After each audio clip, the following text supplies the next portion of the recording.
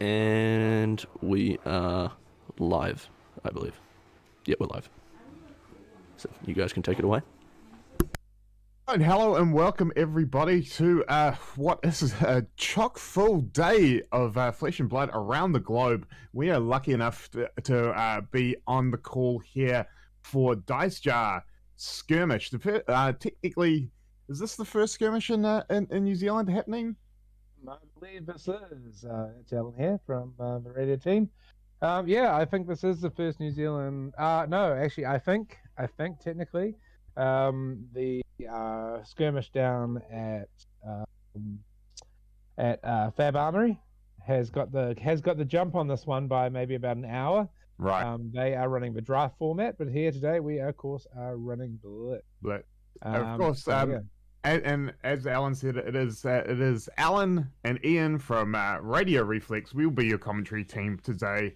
We are looking forward to some great Blitz action. We are big fans of the Blitz format, and can't wait to see what we're gonna get to call today. Hopefully, we'll see some spice. We'll see some new decks, some old decks, and this is really interesting. Being the first sort of weekend of the new skirmish season.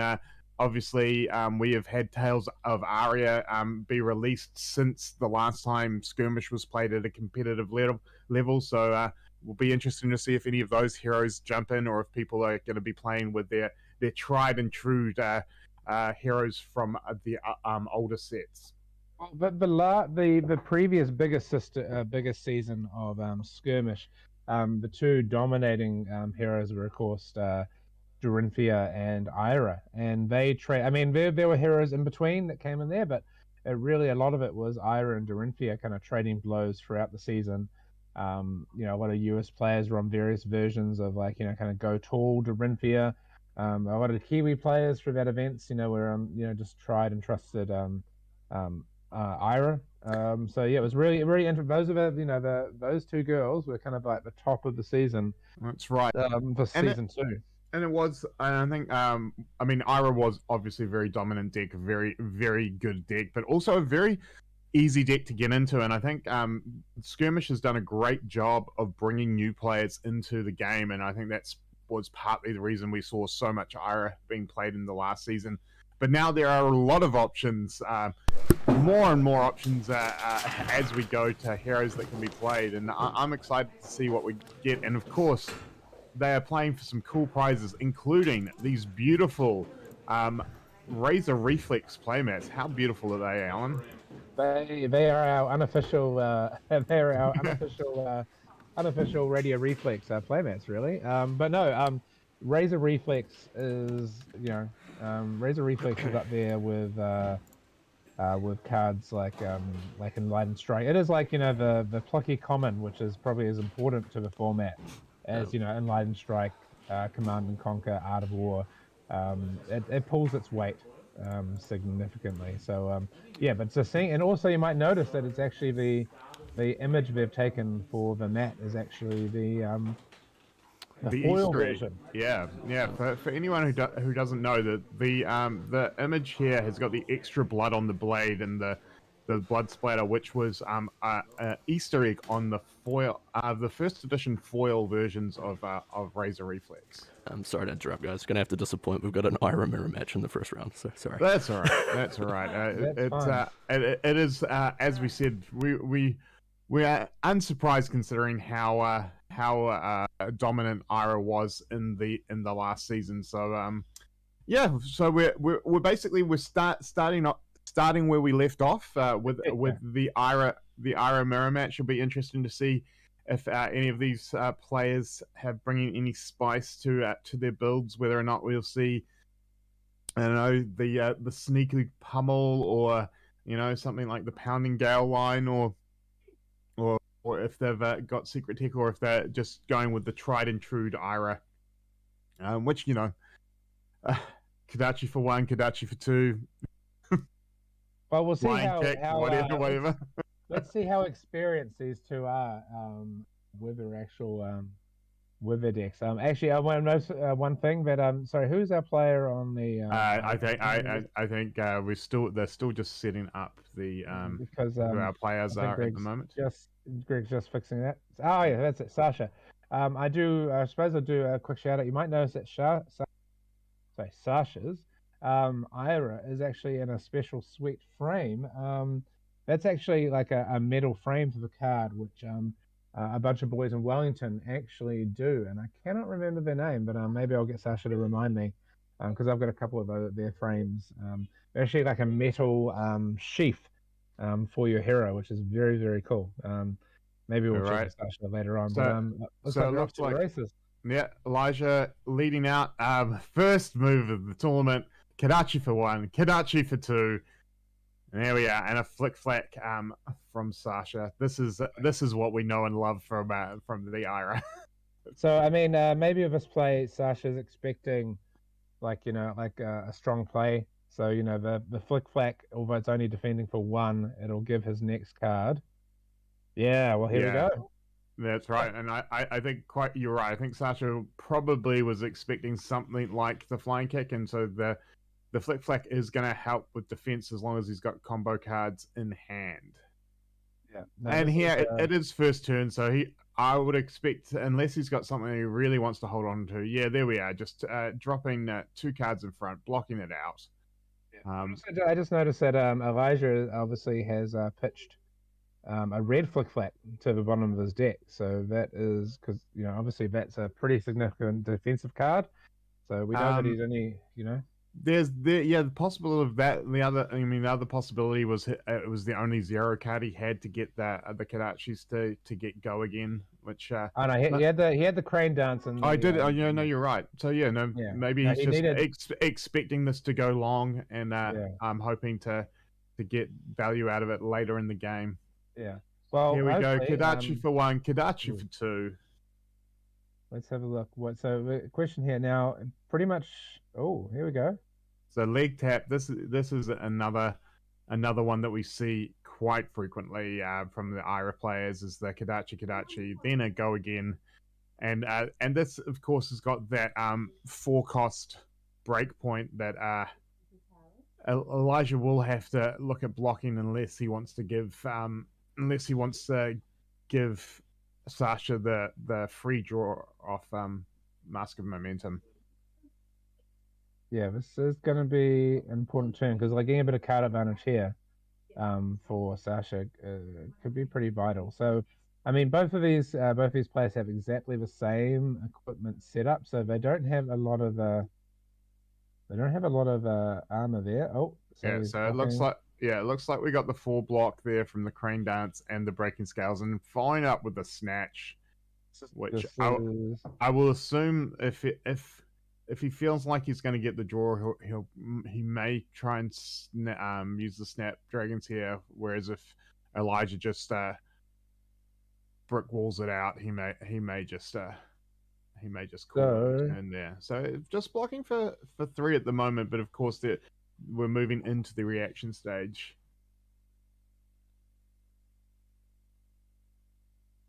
Well, this is an interesting point.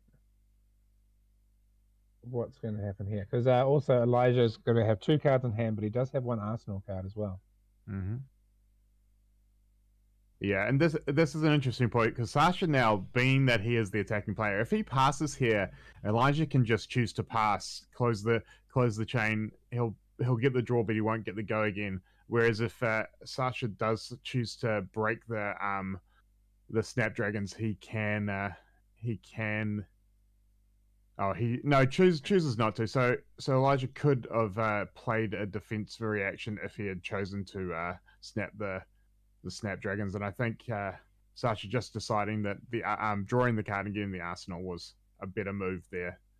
And again, I think that was fine. Flat leads out. Yeah, followed by the pounding gale. So I mean, Sasha got some card advantage out of it, and most importantly, Snapdragon Scales is pretty important. So he can maybe he can hold on to it for a later turn. And you see there, Sasha doing a good job of using the flick flack, following it up with a combo card to get maximum defense out of the following card. And really, he is holding his life of a lot higher than Elijah, which that is key in the Ira matchup, because those Kadachis, they will scratch you to death. Yeah. But something that will just also just hit you straight in the face is, again, a big flying kick. I mean, I was so happy when we saw these printed in Crucible War. Actually, sorry, quick shout out while those players are playing to 7 Days of Flesh and Blood, to Mr. Bewley. Thank you for watching. If anybody else is out there, feel free to jump into the chat. Let us know that you're there. So yeah, morning, Mr. Bewley. Oh, okay. Yeah, I think Elijah's now in that point where, as great as those cards are, he does need to seriously consider not bleeding out, letting that damage eke out. Yeah, well, Sasha hasn't pulled off any huge moves. He's been he's been the aggressor in this matchup in these first few. I mean, not that many turns have actually gone through yet, but I mean, Sasha's just kept that. There's a decent life total difference here. Yeah. I mean, it's and there we go. And so Sasha is choosing to hold on to cards now. Is he going to be able to do that again with the threat of snatch? Because this has been a big turn. This is Kadachi, Torrent. I don't think he can let. Yeah. Oh, you can see the Hurricane Kick and the Command and Conquer. You can see why he was wanting to hold on to it, but definitely needs to cover up that snatch. Yeah. Sasha well, he does get to Arsenal a card. So yeah. Arsenal on his turn, but he couldn't. The one thing Sasha did though is, and it is a trap for players when they block out like that. He did forget to tap up his tunic counter. He just went straight to Arsenaling and passing, and that is something that happens in tournament play after you've done a big block and you think, oh well, I'm not going to do anything on my turn, so I'll just Arsenal and pass. You gotta remember your triggers, that it's not just the cards in hand, but it's your equipment as well. Yeah, but it's pretty. Yeah, it isn't great. Although I feel like because of the nature of this matchup, it hopefully shouldn't punish him too much in the long term. I mean, as long as he remembers next turn. I mean, I don't think he would have really been using it in this turn, but yeah. And I mean, that whole turn before just kind of did actually just kind of pivoted on that big Torrent tempo.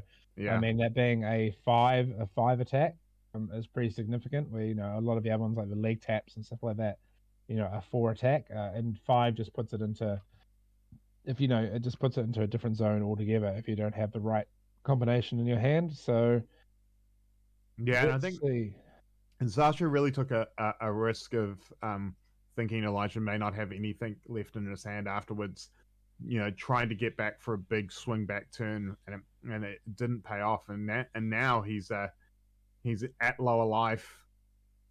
The game has really been swung on that one decision. Wow. So he's dropped to 5. Yeah, held on to his hand. Yeah. So he really he's. Oh no. Okay. He did remember in time. Yeah. But I was about to say he almost got that tunic again. Plunder run from Arsenal. Yeah, and this is really smart. He'll play this out. He'll play the Kadachis out, so he's not having to break the chain to play Plunder Run. Yeah. And it means that Elijah needs to think about holding on to cards to defend against whatever the attack action that's going to come after these Kadachis is. So I think Sasha will probably be able to get through some damage on both these Kadachi hits. Yeah. So I mean that'll even it up, but yeah, this could be with that Plunder Run going on the in the. There we are. So yeah, my guess is he's going for what? I'd say the attack is 7, 10, and he's got the Snapdragon Scalers there. So, yeah, I mean, yeah. So this is a big move. But I mean, this could pay. Wow, that Lightning Strike. pretty clutch at this point. Yeah, this asks some very big questions of Elijah. And I yeah, mean, 10 power. Like you're not often facing down 10 power in this kind of matchup. I think possibly here we might see Elijah go in with his equipment, depending on if he's got defense reactions or not. I mean, at this point with Sasha on 5, I would probably put the mask in front, at least the mask in front of this. Well, to be honest, also the tunic may not be that bad to throw away at this point. I don't feel like it is fully powered up, so I do know that makes it harder for people to throw it in. But yeah, like there is a point where surviving that has to take precedent. We've got a few people commenting. Mr. Rose, Michael Rose, good morning. He says, I think Ira's going to win. Hey, as far as I'm concerned, Ira always wins at the end of the day. We've got Shannon giving us support to Eli and Gruder, both nostalgia and PTSD. Yeah, that's a good way of putting it. But I mean, Ira. I mean, it's Ira's love or hate. You love her because she's been good to you, or you hate her because she's been very, very bad to you. I don't know. Ira's pretty polarizing just because of her how big she has been, and this the only format in which she's legal. Hey, not the only format. Well, all right, sorry, yes. We can never forget Pit Fight.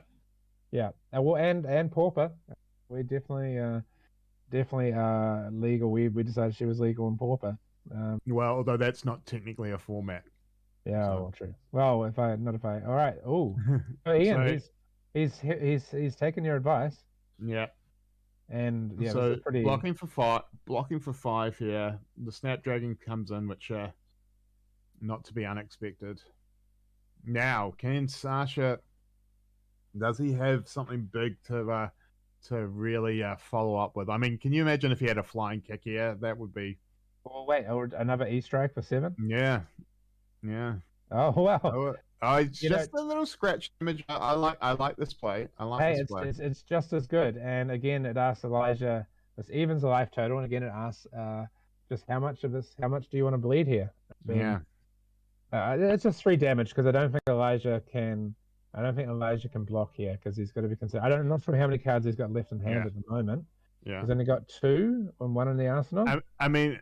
This is where possibly you put the tunic in, yeah. I think that's probably what Sasha was fishing for with that. And there it is, the flying kick. Were you watching? Have you got an extra video view that I don't have, Ian? I've just played a lot against Ira. I think it's a James White signed tunic that Elijah blocked with as well. It's also a James White signed Ira there. If you didn't realize. So this table. There's some flexing going on. Yeah. Oh. Yeah, wow, down to 1, and that is not where you want to be against Ira. Elijah really is going to have to try and pull through here. Has he got enough on board to do the damage though? Like no tunic resource. I think is this Despera? I mean, the thing, it depends on what's in Elijah's arsenal.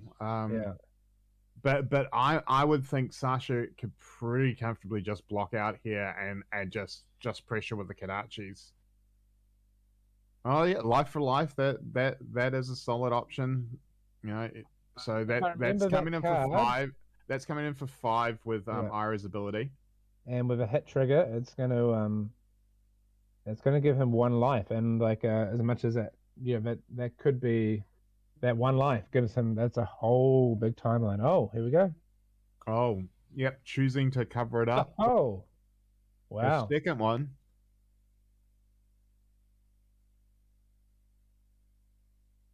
All right, so I really feel like now Elijah's unfortunately in the spot where he has to block everything now, and this is where Ira just shines. They're just gonna scratch you out. If he got to go at 1 life off one of those life for lives, it could have been, 1 life at this point as a whole could be a whole extra turn that Elijah has to hang in here. But I think the spiral, The problem is with two weapons that are so cheap to throw. Elijah's just going to be forced to block with his whole hand, and just not be able to swing back. Yeah, and also see, unfortunately, he never got to use the Snapdragon scalers, and I'm going to say it's got to be a feel bad to be looking at and seeing. Well, maybe Sasha didn't. Maybe that's a defense reaction Sasha put into his arsenal. Didn't have another attack to go with. But again, with only Got to there's not a assume lot it's of options. got to assume it's a flick flack in his in that zone, because anything else he should have been able to play out there, because he did have a blue pitch in the graveyard. So I mean, anything like Torrent Tempo, anything could have been flicked out at that point. So that's, I mean, it is a possibility that it is a flick flack, and or it could be a Razor Reflex. It could, just something that doesn't actually attack. Although, had it been a Razor, he could have just played that on the Kadachi. So, there we go. Gets the tunic, and again, Sasha just wanting to hold on to his hand so he can just pressure back. So this is the thing, like people, you love tunic. It's an iconic card, but you just can't hold on to it. This is good. I think Elijah has managed to probably get more cards out of Sasha's hand than he would expect to. And Elijah just didn't. Why wouldn't you have Snapdragon there? Well, that seems like an odd play not to Snapdragon on that snatch. But I mean, I guess he was maybe it was a plunder run. That was what was in Arsenal. So that makes sense.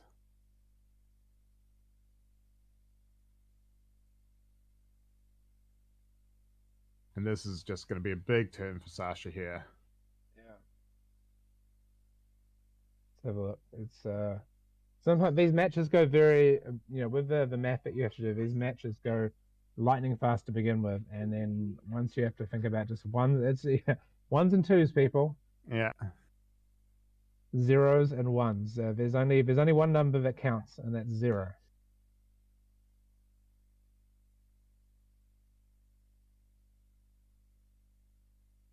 The problem here now for Elijah is that he has to.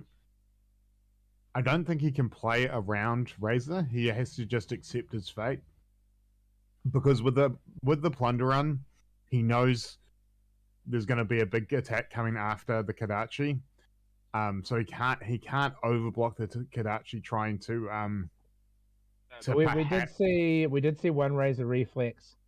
He can take a chance because one Razor Reflex was used last turn. So it's like I'm always a betting man on these kind of things. I'm like, nah, just take the chance, all or nothing. But that's not how you progress into these tournaments. Deep into these tournaments. You might get lucky sometimes. I feel like that's why I've won the Razor the Radio Reflex Championship 3 times. I'd have to say so. I'm always like, nah, they never have it, and my record of them never having it is not good. They always have it. Oh, here we go. Wow. He has to throw Torrent out. All right, well. That's a good block. That's a good block leading into the... Yeah. I mean, it's coming in for 10 again. This is the... Oh, no, sorry, that is a Torrent, so it's coming in for 8. Does block it up.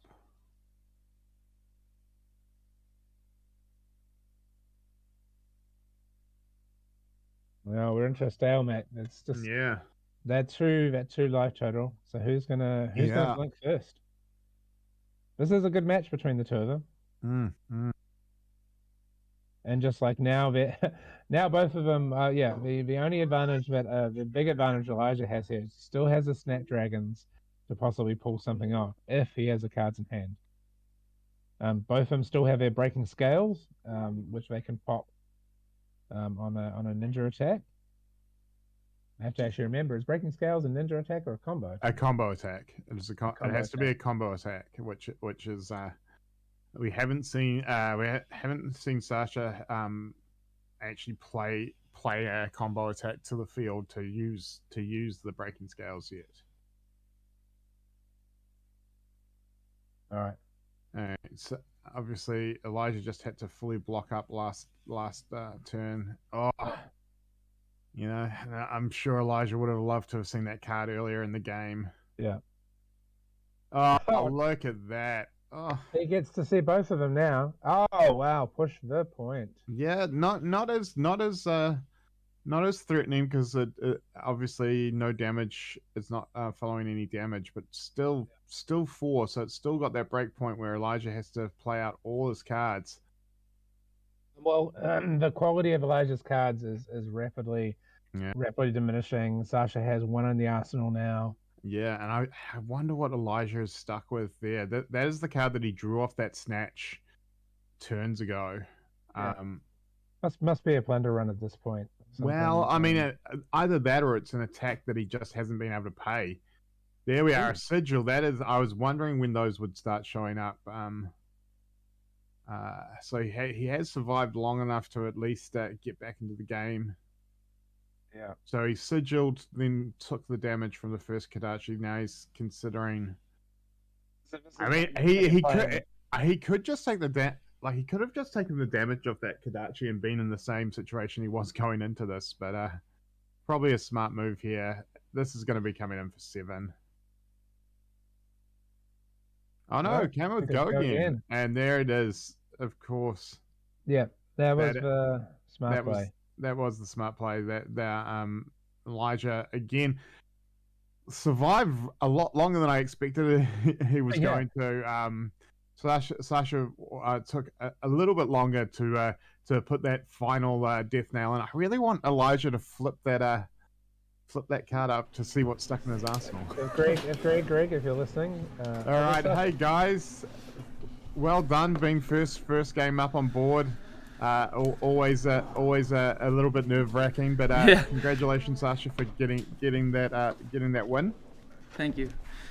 Sasha, can we actually get you to ask a question of your opponent, Elijah? We just really want to know what that last card in Elijah's arsenal. What was this? That was flying kick. I was wondering, so you never had the opportunity to pay for it. No. So obviously, guys, Ira Mirror is all about ones and twos, and then making a decision. Where do you think the turning point was for you in that game, Sasha? Definitely Plunder Run. The first Plunder Run that I played, I think, kind of turned the game because of the massive damage boost that it had with the E-Strike. Yeah, that was massive. Coming in for 10, 11, correct? 11. Oh, 11. Oh, of course. Yeah. and then the flying kick afterwards. Elijah, we felt a bit sorry for you because you throwing out all those premium quality cards at the end. Whereas we're like, oh no, he's had to throw it in the Aladdin straight to block, and then you followed up with another Aladdin straight to block, and we were just like, where were these in your opening turn? Yeah, it's a bit unfortunate.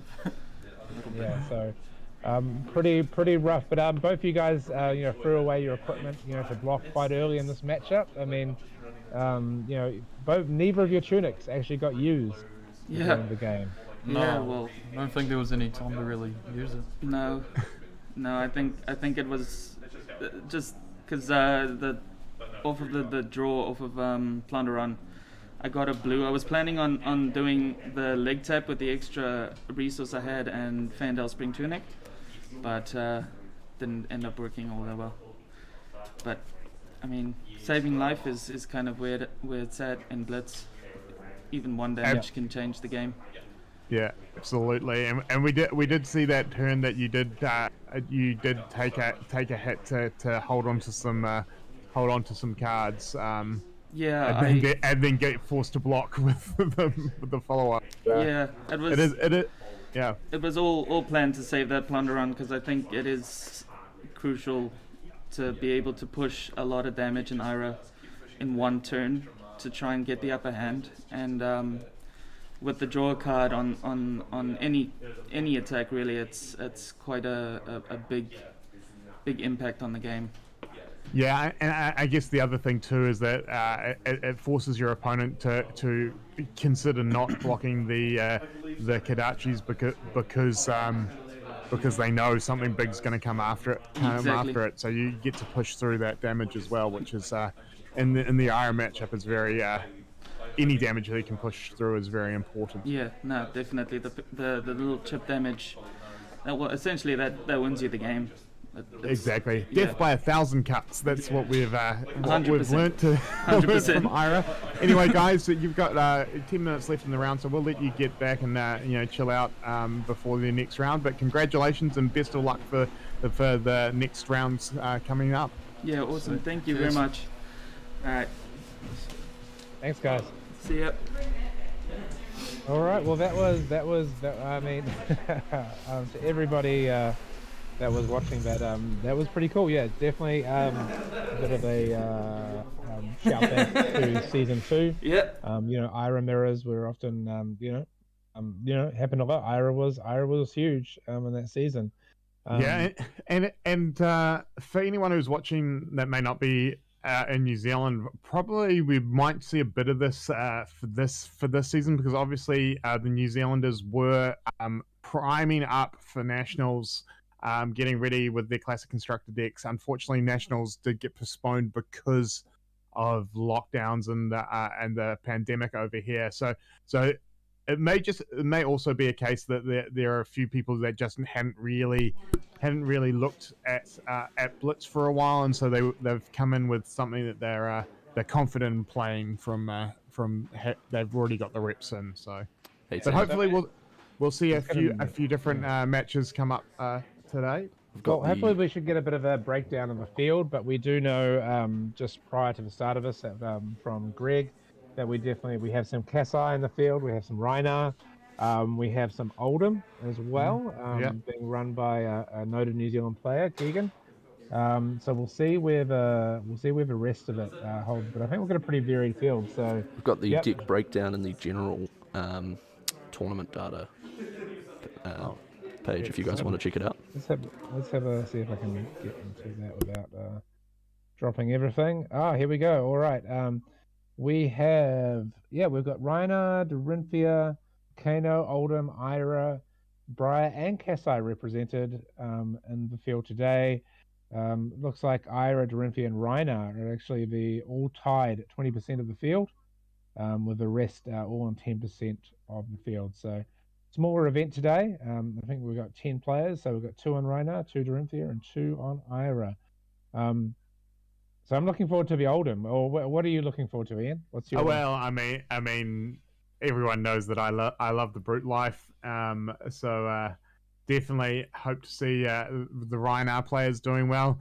I am looking forward to hopefully maybe seeing Keegan playing Oldham. He did message me this morning. He said he might have some spice for us. He didn't tell me exactly what, but so I'm looking forward to seeing if he's come up with something spicy for Oldham. And I think Oldham's a very interesting character in Blitz format as well, because it does have a lot of possible defense. You can definitely go the sort of control block route with the blocking and frostbites, but also just being a guardian, there are also some very big attacks that can come out of Oldham. So the whole thing about just setting your pitch up, and especially using like Crown of Seeds to set up a big turn second time through your deck. I think it could be a very viable way of playing with Oldham in Blitz format. So it'll be interesting to see which way Keegan has built that if we get to see him today. Well, the other factor is just that we know Keegan is a top player. So he's got he is a very good player. So he's got an edge there with any deck. But I'm actually also although she's quickly become a bit of a villain after like a huge showing at US Nationals. Briar, I'm really interested to see Briar, because we haven't seen Briar in Blitz because it's been the classic constructed season. So is Briar going to be as deadly in this field as she was at US Nationals? And of course, the other thing too, other Briar players playing Duskblade, because of course it is Blitz format, so Duskblade is legal. So this is hopefully we may see some spicy tech in that instance as well. Duskblade, the forbidden weapon. The cursed blade, as it would be. Oh yeah, exactly. It's a good way to put it. So yeah, I'm excited because I mean, I personally want to play Duskblade and good old the original Runeblade, our original man, the big Vis. But yeah, let's see how. Yeah, let's hope the Briar deck is running it over. I don't know. Is there any advantage to not running it and to running Rosetta form? Hard to tell. I mean, because obviously you do get the arcane damage off Rosetta Thorn, which can especially at Arcane 2. It means that if your opponent is only bringing in one null rune, that you can still get chip damage with it, or if they commit to 2 null rune, you're getting an extra card out of them to block it. So yeah, it's interesting. Yeah, good question, Chris. Where is Lexi? I was a bit surprised that we didn't see Lexi. I think Lexi is primed for a good Blitz season. I mean both lightning and ice can be very brutal in this format, and I think I don't know. I mean, it is that Ranger thing. A lot of people have been hurt. A lot of people put a lot of time and effort into our girls, Azalea and Lexi, and we have been hurt before. We may be hurt again, but not today. Not today. So well, it depends if Ranger players want a good Ranger, or they just want Azalea to be good. Because I feel sometimes people really want Azalea to be good. And I'm kind of on that boat as well, rather than jumping over onto the Lexi train. We want Azalea to be good. So it's an interesting dynamic with two characters that get a lot of love. You know, where does your love lie? And you know, I feel like in this game, sometimes just choosing your character is just important. Like, you know, I know if you want to be top and you want to win all the events, you just go where the best deck is. But I feel a lot of us is that, you know, we make a decision to play a character. And you know, we love that character, and you know, maybe we give up some advantage because of that. But you know, who do you want to see out in front of you on the board? Who do you want to be representing? So exactly, there is something there's something to be said for loyalty when it comes to gaming, and that is why I'm firmly entrenched in the brute life. It looks like we are getting ready for round 2. It looks like players getting in the Gruder in the chat there. 100% Duskblade and Rosetta is dependent on your build. I think Duskblade fits best in chain. I would agree. I think Duskblade definitely would have been amazing in chain. Now we didn't see any chain, did we? In the there is no today? chain in the field, but here we go. We've got Sasha back in his well, maybe is Sasha going to run the tables today? Well, he's got a chance of doing it, but this is an interesting matchup. Ian, am I wrong? But did not the last time we commentate for Dice Jar that we had Mr. Spronkin in the finals and winning in the finals with Kano? Possibly. It's been a while. I mean, this year's been 4 years already, so. Yeah, maybe it was a decade ago, but I'm pretty sure the last time, or maybe I'll check with Liam. I'm pretty sure last time we commentated for, well, I bet both of us commentated for Dice Jar. Liam was in the finals. Oh, look at this. This time Sasha is putting all his equipment down, face down. I can't remember him doing that last time, but I suppose Ira. On Ira, there's no real tech change here, of course. There is some decision to be made on how much null rune you are choosing to bring with you. Now Liam's thrown some cards down there, which is just scooped up, but I saw a deep blue and some other things. I'm wondering. Ragamuffin's hat, which is interesting. Which I think probably Kano is probably the best suited to get advantage from that card. Yeah, well, I mean, the thing is, these heroes here, gained nothing from Tales of Aria, so well, yes and no. they didn't get any there's no ninja cards, there's no generic cards. What have they gained in the equipment? Yeah, there's some equipment there, but here's going with the talismanic lens. The very standard setup there for Liam, and of course we're seeing three null rune here from Sasha, so very much respecting the wizard player, and I would imagine these two have probably played this matchup a million times over the last year and a bit. We do see the spicy Zephyr Needle. I don't know if Liam's the sort of player to put in the random one defense pump to try and crack that needle. Yeah, but well, if Sasha needs to be quick out of the blocks here. He needs to see. There we are. Need helps. And you'd have to imagine this is coming in for 8. Against Kano, you just want to put as much damage as possible on. Yeah. Here we go. Oh, Tome off the top. Oh, that is a pretty good start for Liam. Getting those extra cards, throwing down. Oh, setting up the bar.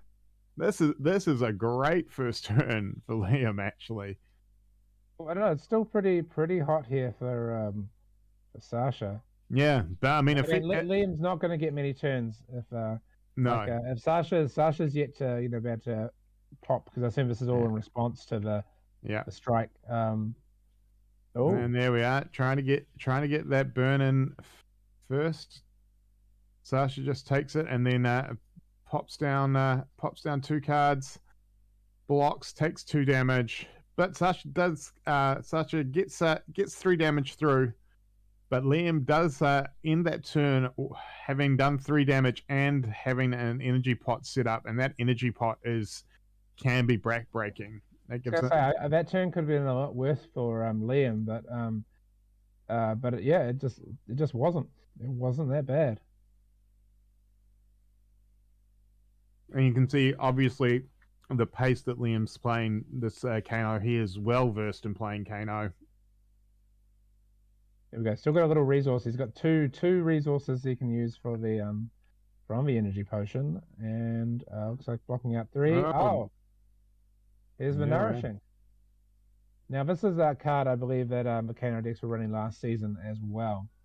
Yeah. It is definitely an interesting card, and it makes for some hard decisions here for Sasha as well. Yeah. Well, if it hits, Liam goes up to extra 1 intellect, which is which I mean, 5 cards in hand. Ooh. Yeah, 5 cards in hand and an energy potion. Ooh. 1, 2, 3. And 4, Sasha's down to 15. Oh, is he down? Like, it feels like it's either he's on 1 or 0 now. I mean, I'm not experienced. Here's the needle. Oh, and Liam's just letting it hit, going down to 8. I think Liam's just waiting till Sasha doesn't have anything in his hand. Oh, there you go. Goes down to 4. Is he gonna? Oh, he does let him arsenal. So maybe in the weird way, Sasha's actually gonna try and kill someone with Kano on his own turn. And here it goes, starting out. Oh, of course, the stir. Let me see the nodes. This is going to be big. If simply Liam removes Sasha's whole hand, then every turn will become Liam's turn. Right. For the future of this game. Fair enough. To do here.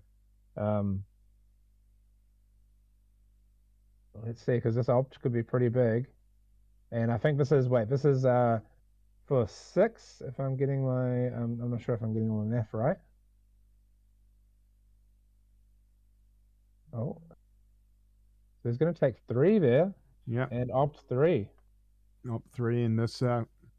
This is where this could really make or break the game here, depending on if. Oh, was that all 3 back on top? That's never a good sign. It's never a good sign. Oh man, Lessons in Lava followed up here. If this hits, it's gonna go tutor a card. I'm just it's just waiting in bated breath. Sasha's scratching his head a little bit. Wow, I personally, after that first turn for Sasha, I can't believe Liam's managed to pull this together so quickly. But I mean that tome of Etherwind then was pretty amazing. The tome and to get the energy potion off it. Oh, it's Sasha takes 2. Now is he gonna go for a second Lessons in Lava? No, just goes for the Blazing Ether. The Blazing Ether. Sorry, when I was talking about last season's metagame, I probably didn't give enough credit to Kano, because Kano definitely had his moment in season 2. Yeah, a lot of top tables. Not as many wins, but definitely a lot of big tabling happening. Oh, and off the eye gets the Blazing Aether and playing the Blazing Aether. Oh, 3 reds. That is so tough. So Sasha goes to 4. No cards in hand. And once again, it's Liam's turn. Yep. So every turn may be Liam's turn now. But I mean, Liam has got rid of a number of resources. Equipment. His talisman is gone. The metacouple nodes is gone. I mean, that may not really amount to much because the damage has been done at this point. Yeah. Another energy potion. How long does Liam just take? He has to get some cards out of hand. He can't risk. He has to get some cards out of hand this turn. Oh, gee.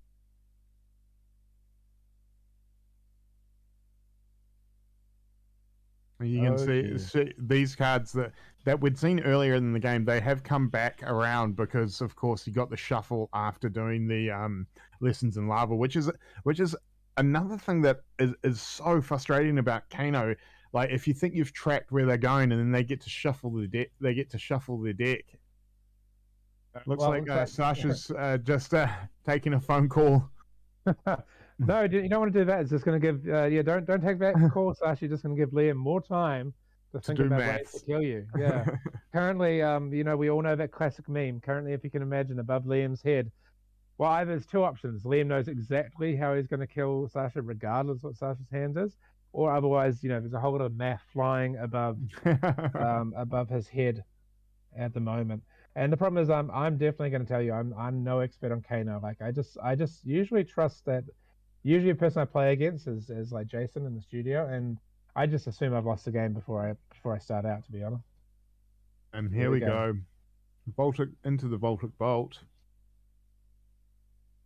Just arsenaling a card. And Liam, of course, he's still got those Storm Striders. Still got the he's got the double energy potion. Wow. So I feel like this is I think Liam is just probably gonna leading in the game here. Leading off your turn with Snatch is not. Oh, and here we finally see it, Tunic. No, it is a block. Oh. So he is choosing to Oh, this is interesting. So now he is forced to use the Storm Striders. He has to burn them out now. Oh, and there it is, just into that. Was it Forked Lightning? It was a Forked Lightning, which is hard to do. Because it counts as if I remember rightly, 2 different sources, because each lot of it, and so that makes it pretty difficult. But that's fine. We thought this might be over sooner than it was. Yeah, Kano was in a good spot there because Kano was able to like just put on so much card advantage.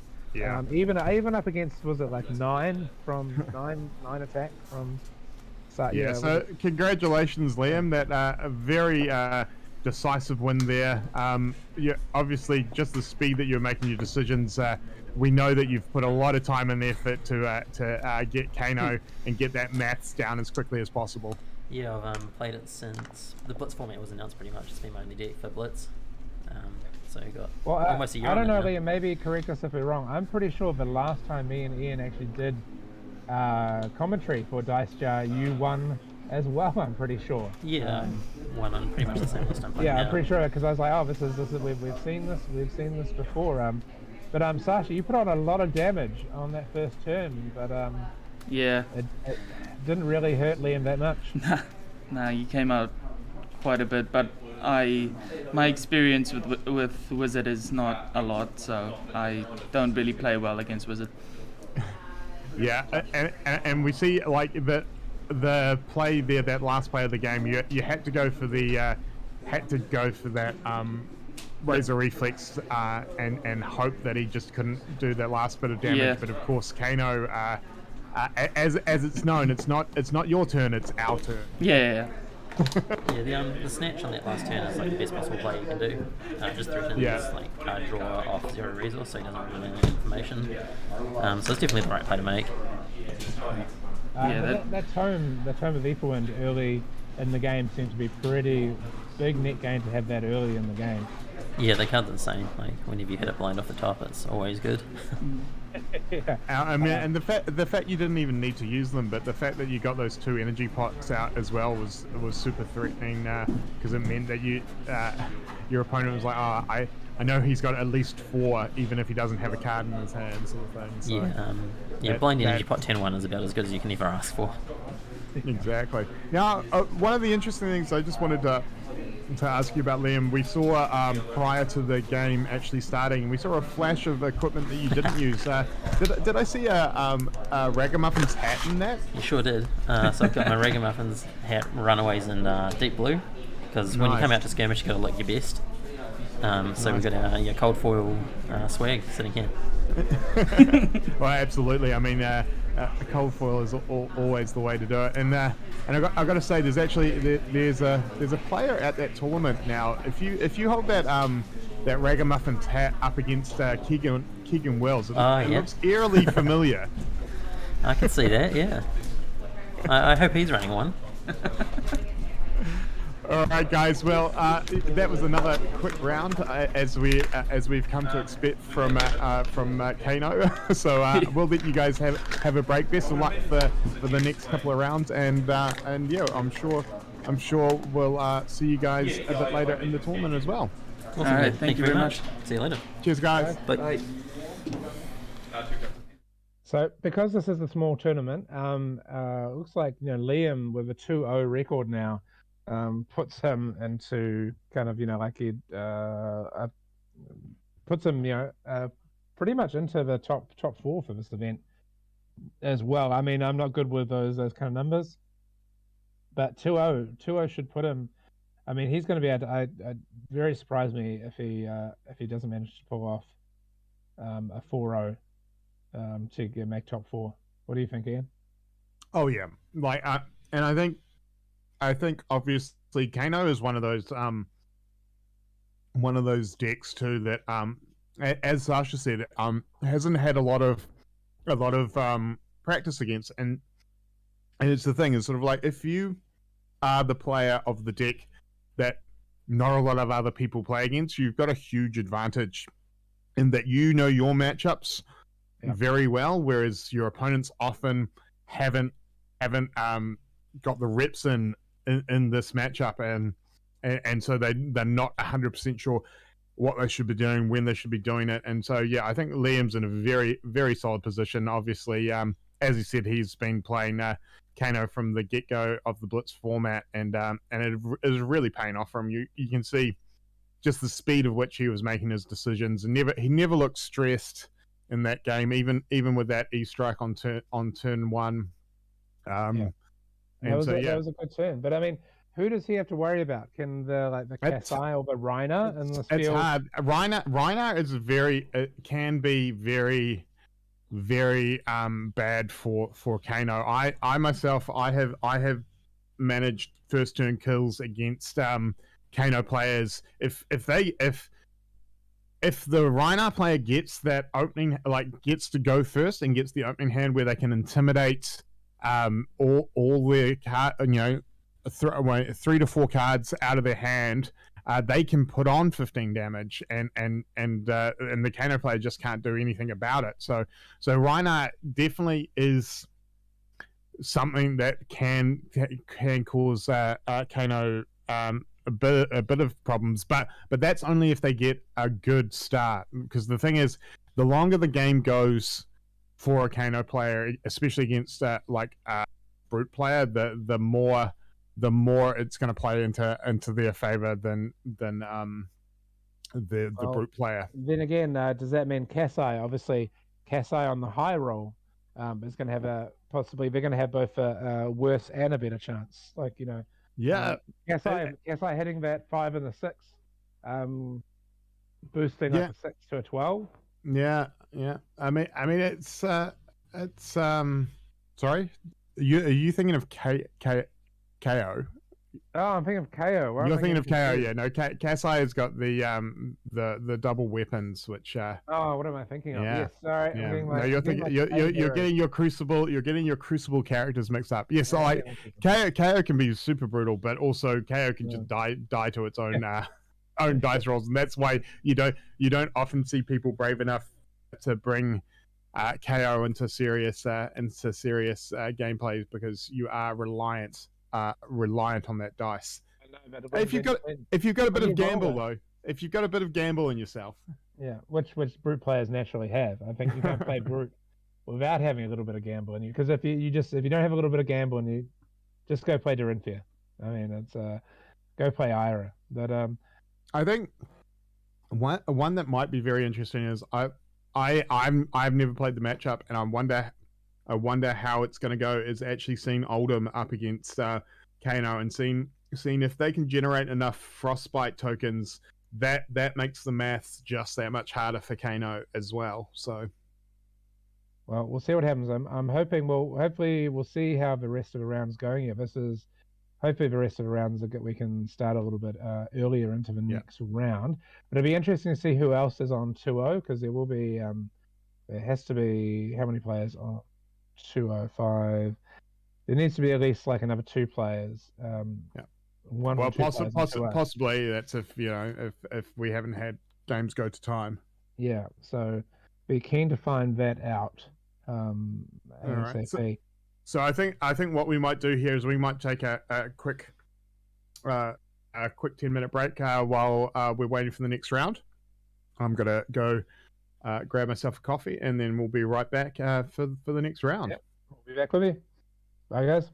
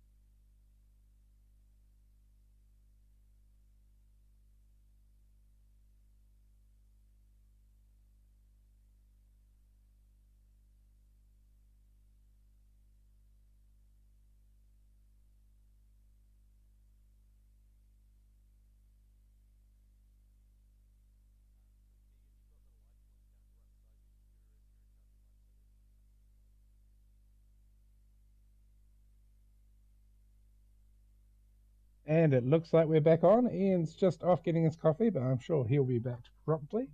I'll send him a quick message. But here we go. Looks like we've got obviously Liam back here again after a pretty convincing win. But here's our man Keegan bringing up Oldham. So I'm pretty excited to see this matchup right now. First of all, what kind of version of Oldham? What is he running in Oldham? Let's get my co-commentator on.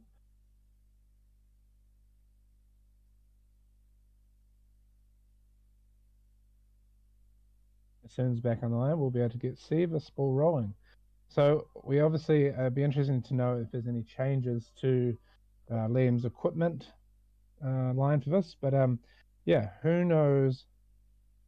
Oh, this is beautiful. I'm looking forward to seeing Oldham as a new hero from Tales.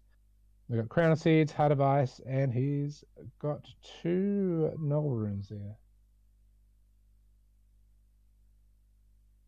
Alright, feels very weird without having my sideman. Me and Ian often talk about wrestling, so I'm the Tony Schiavone. He's the Jerry the King Lawler or the Jim Ross.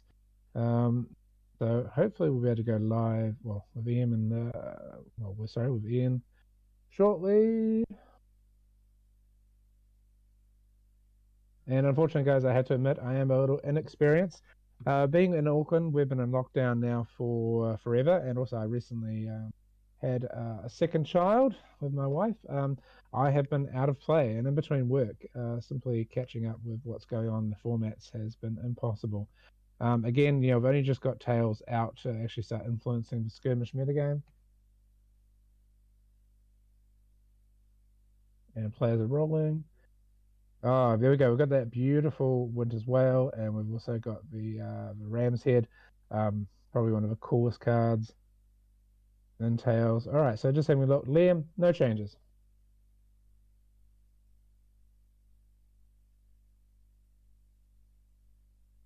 And here we go. He's off to Oldham. Looks like he's off to the races. There's a pitch. 3 resources.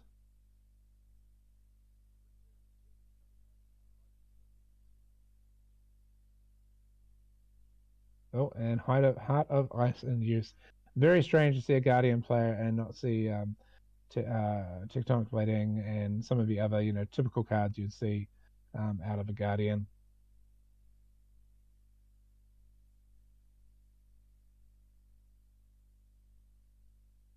And there's a big block, but since it's turn 1, Liam gets a draw up. Not the biggest loss, but it'd be interesting to know what he kept in hand. He blocked with 3 cards there. What was that one?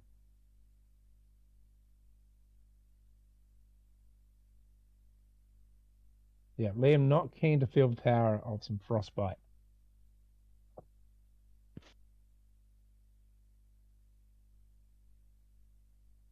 All right, Nourishing Emptiness.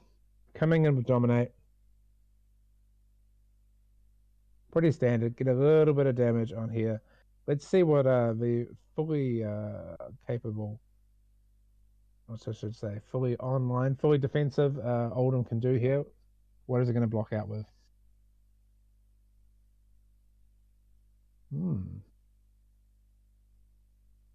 Right, so definitely being fully blocked.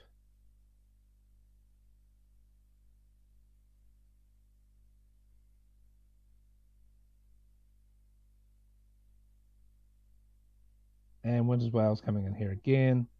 Pretty easy pitch here.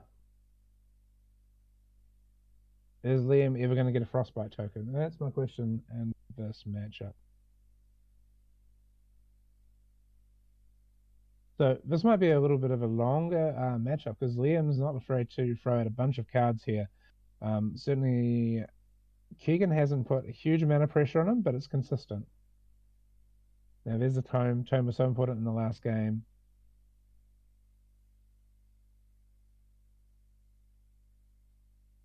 And there we go.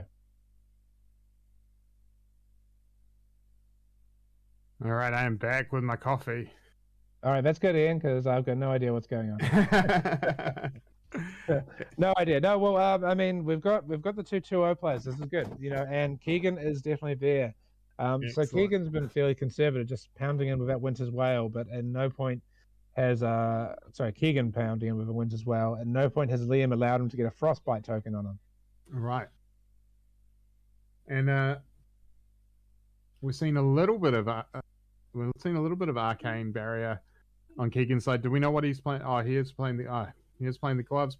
So he's playing with 3 there because Heart of Ice also has Nulrune. So yeah, which makes sense because surely Heart of Ice is going to help beat a fiery mage to cool off a fiery mage. So I think thematically correct.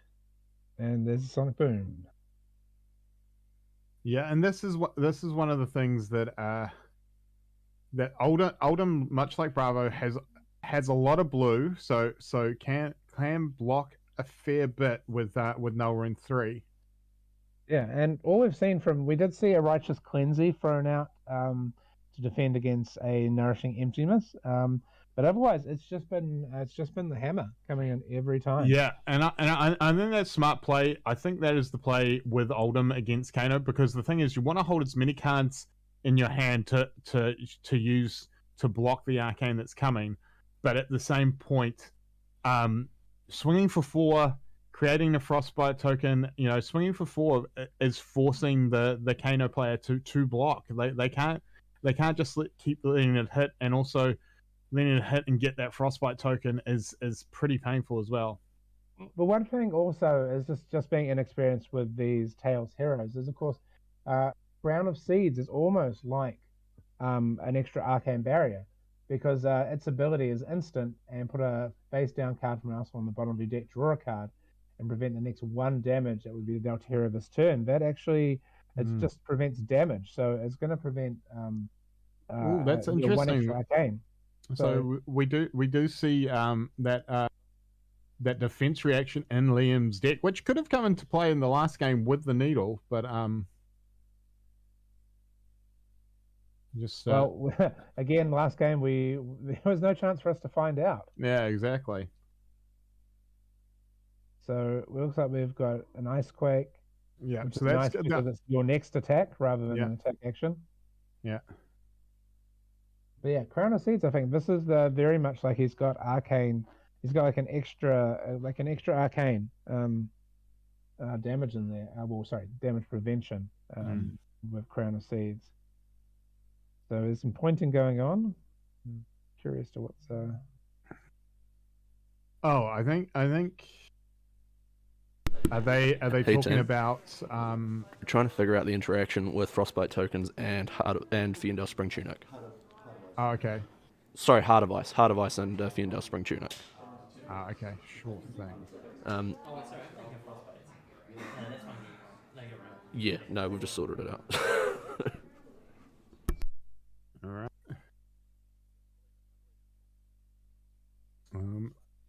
I actually don't own a Heart of Ice, so I don't know that interaction off the top of my head personally, but looks like it looks like the judge team down there has got it sorted, so that's good.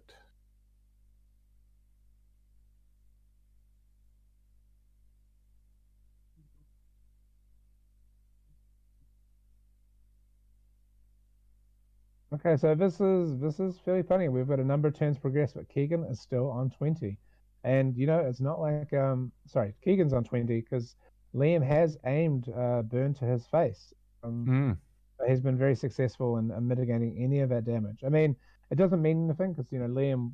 there's a very good chance Liam can try and do it all in 1 turn, being a Kano player. Although 20 in 1 turn is a lot still to do, even for a Kano player. Cards and just looking at Heart of Ice, cards and activated abilities cost your opposing hero an additional 1 this turn. So I believe the idea is that if I'm not wrong, that might strand the counters on Tunic. I believe so. Yeah. Yeah. Well, not strand, but you'd have to pay 1 to get 1, which effectively is not great. No. And here we go. Endless Winter coming in. This could be a backbreaker for Liam. Let's bring up that card. So yeah, so this is the Oldham specialization, Ice Fusion. And if it's fused, whenever defending hero adds a defending card to his chain link, create a Frostbite token. Ooh. If Endless Winter hits hero until the end of their next turn, whenever they activate an ability, create a Frostbite token under their control, which seems pretty rough with Kano. So it's going to be interesting. And also using Kano's equipment as well. Yeah. So effectively,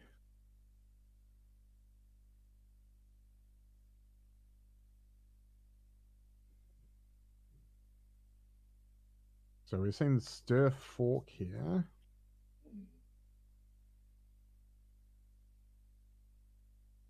All right, so there you go, Seeds. So Seeds goes to the bottom. It stops the next one damage, but also it gets them to draw a card, which is again great in this matchup to help help the card advantage in the hand. Keegan does take some damage there, but that's basically the first damage. But I mean, Keegan's able to navigate that really well and getting the extra card in hand, and there is a big command and conquer. Yeah, and that's solid. Just getting another 2 cards out of Liam's hand. Yeah, Liam's having difficulty bringing, but 14 is much more achievable damage at this point. I think somebody's saying on the stream. Can you respond? Can you respond instant speed to the activation of Heart of Ice? I think you would, because it is. You can respond to anything. And Joe Bay said had 18 damage turn 1 in the other day in testing. So I assume he's talking about Kano rather than Oldham, but you never know. Oldham, any Guardian is able to throw out a lot of damage, depending on how they structure their turn. Mm-hmm. And I think, again, that's the other thing that you would have seen of why Keegan would have been just throwing the hammer early too, is to stack that pitch at the bottom of the deck as well. All right, which helps. Consecutive CNCs, 2 more cards thrown away. It's quite clear that Liam, obviously on 5, so has to block it anyway, but also very much wanting to protect that card in his arsenal. I just love this. Crown of Seeds is just like constantly giving. Whenever Keegan needs it, putting cards into his hand from his arsenal. It's it's kind of amazing. It is a very good legendary. Well, I think in this matchup, it's certainly proving its value. Let's have a look at some head shaking there from Keegan. Yeah. But let's see. Keegan may have a killer hand here, but 12 still. All right, so there's a tome pitched. Winter's Well coming in. Still 2 resources. Yeah. Which if he has the cheeky pummel here, Sigil's Sigil's pretty good. Yeah. Sigil's always solid against the Kano player. No, nothing exciting that turn, but it would. If only I could reach through the screen and just check Liam's graveyard, because looks like there's a lot of quality cards that are in there. He's been forced to block. Oh, and here we go, Autumn's Touch. This is just a big attack that Liam's going to have to put some cards in front of, and that has really been what Keegan's been doing. Is he's really been limiting Liam's options, because Liam, of course, needs those cards to play with. Oh, and he had that eye, which of course can't block. So, that is Liam's deck's looking very thin. Not terrible for a wizard player if they're the right cards, but yeah. Well, I'm pretty sure we've seen 2 Sonic Booms go already. And obviously that's 1 Lessons in Lava already gone.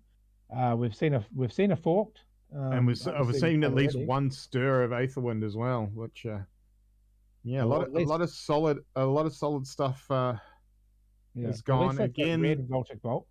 We've seen again the Seeds doing work for Keegan here. So while Liam's going for his deck really quickly, obviously by doing a lot of blocking, Keegan's getting like some velocity on his deck just using that Crown of Seeds. And that's most of the time it basically means he's got 5 cards in hand rather than 4 cards in hand and 1 in the arsenal. So yeah, this is a great showing for Crown of Seeds. So there's some gazing. Yeah, this That being said, 13 is still doable for a Kano player. I've seen my life dwindle from that point. But again, as we said, again, Oldham, very heavy blue. And again, just Keegan constantly making sure that he is over pitching there, making sure that he's pitching an ice card to try and generate, or at least threaten that frostbite token. Now the other thing is, of course, is there's got to be one more sigil. So in somewhere in Keegan's deck, and because he's going through his cards very quickly, it could come up very soon. So it's one of those possibly on 16. Yeah, I mean it's one of those things that because of Crown of Seeds, the cards going to the bottom of the deck, you never 100% sure what's being put down. You get it's very hard for your opponent to pitch track in this matchup because of course it's hidden information, much like with Easter eggs and stuff, that you can hide some hidden information. I would love if Keegan just had a cheeky, one cheeky pummel that he's just been hiding with the Crown of Seeds, and then just swing with the Winter's Wail, and then hit with a pummel out of nowhere. That would be amazing. Because again, one of the things that a lot of people forget about is that even though it's one-handed, it is still a hammer, so it can still be pummeled. Yeah. All right, so Liam doesn't have much of a deck left. No. So I believe this is in response to this is all or nothing here. Heart of Ice. So yeah. Well, he's still got a Blazing Air, and there's the last Fault Lightning of his deck. Well, he has no deck, so it's got to be in there. He does have that Blazing Aether that he's banished, which is obviously playable this turn. So he's trying to. This is trying to be the turn to get the win. So he plays 1 for Crown of Seeds. Again, as you said, quite possibly this. I mean, if he pulls into the sigil, it could be all over. No, Keegan takes a huge amount here. Yeah, but he's still.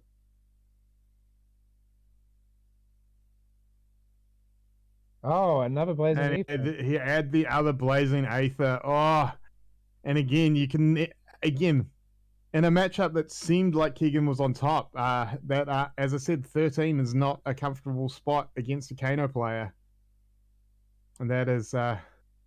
Yeah, no, just wow, that second Blazing Aether. Yeah, and again, he was going through the deck so quickly. So ironically, it actually almost helped him out a little bit there. Well done, Liam. That was all or nothing final play, which which paid off. Well done. Yeah, thanks. It's definitely mentally stressful setting that one up.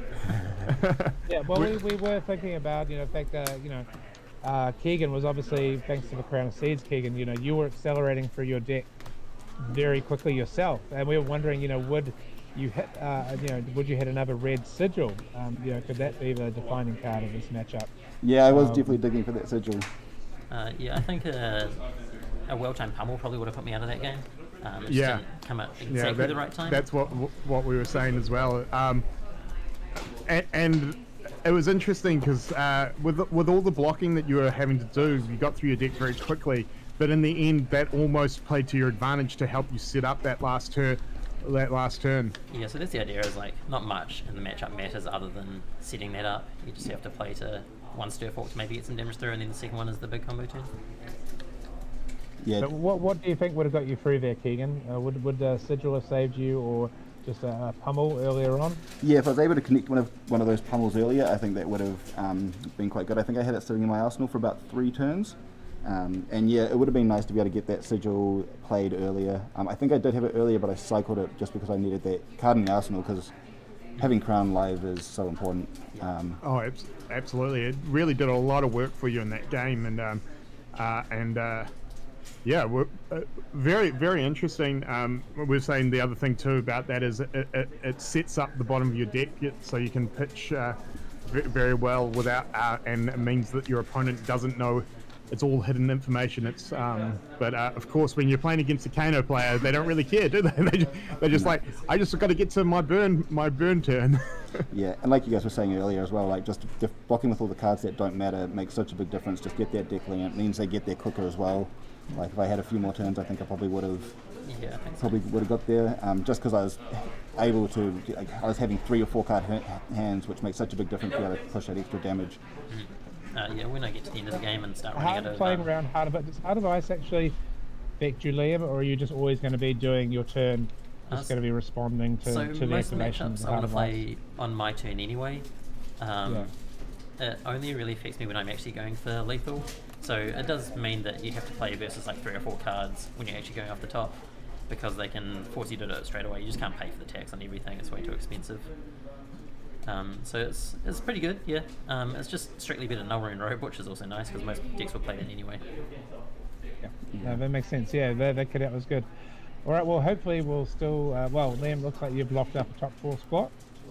Keegan, you better lock up that top 4 spot. Yeah. Try my best. I think it's pretty close, yeah. Yeah. We want to see. Yeah, Keegan, you promised me some spice. It was looking good there for a moment. So yeah, I have to deliver still. We'll hope to see you again later in the tournament. Sounds good. All right. Thanks, guys. Cheers, guys. Thanks very much. Again, really interesting there. New hero versus old hero. Great to see. I mean, and it's a perfect matchup. It's fire and ice, baby. Fire and ice. That's right. That's right. The coldest winter. If the JLI taught us anything, fire and ice is an interesting combo. Yeah, it's indeed it deep is. DC reference there. JLI, Justice League International. Yeah, that's right. I was very interested in that game. I think quite possibly this again is probably just came down to reps with the deck, because I think Keegan had a very good game plan, probably just hasn't played the deck enough because it's a newer deck. But definitely he went in there with a plan. It was going pretty well, but again, as we said that and as Liam said in that final episode, that final interview, it's not about the mid game. It's about that final turn, and he set up that final turn perfectly. And you know, in the end, the way he blocked with his cards meant that he could get through his deck quick enough. All he had to do was make sure that he didn't get rid of the 2 Blazing Aethers, and yeah, really paid off for him in the end. Pretty impressive on Liam's part, because Liam did get hit with did have to face up to both Command and Conquers out of Keegan's deck, and he managed to keep that Blazing Aether safe. So, I mean, that's some let's just say it on camera. That's some steely balls there. You know, I mean, that is a solid resolve, and obviously we knew that it was something important in his arsenal. I'm sure Keegan did as well, and what a difference a pummel would have made. Like if he'd had a pummel on those CNCs and been able to get rid of one of those Blazing Aethers, it could have been a very different game. Yeah, I'm just wondering about the Vesidual Solace, but because I don't know the math on that last Blazing Aether, but possibly that even the wouldn't have made a difference. Well, yeah, no, probably wouldn't have made a difference because the thing is, the Blazing Aether works off the arcane dealt. Yeah. So even if you gain life back, it's still basically you hit with the first Blazing Aether, it doubles the arcane, and then you hit with the second Blazing Aether, it doubles again because it's the arcane damage taken this turn. So yeah, one sigil wouldn't have probably helped in that turn, but the difference was if he could have hit that pummel and got rid of one of the Blazing Aethers out, he would have had a shot. So obviously it looks like Liam's going to be king of the hill here. So we're going to have a Kano again at the top table. Be interesting to see what he is up against in this last round before the top cut. Or who he's up against. I also see we have somebody else in the recording studio here. Daniel, are you there? I see Mr. Real seems to be logged in, a player, local player, and also I believe has his own podcast. Maybe he's just logged in and not there. Can't hear us. Oh, so all right, here we go. We you have talking to the me, guys? Kasai player, not the KO player, as I tried to get mixed up before. Yeah. Oh, Mr. Cool. Oh, Mr. Glover, Michael Glover. This is cool. So he's 2-1. So he is in the rough situation of having to play up because it's a smaller event. But hey, hopefully this should be good for his standings. Well, I mean, if he can pull off the upset here, this will be very good for him. This will be very good for him. So, but I think Liam is now locked up, and the key prize, of course, is going to be that beautiful Razor Reflex playmat. But of course, one of the playmats is a participation prize.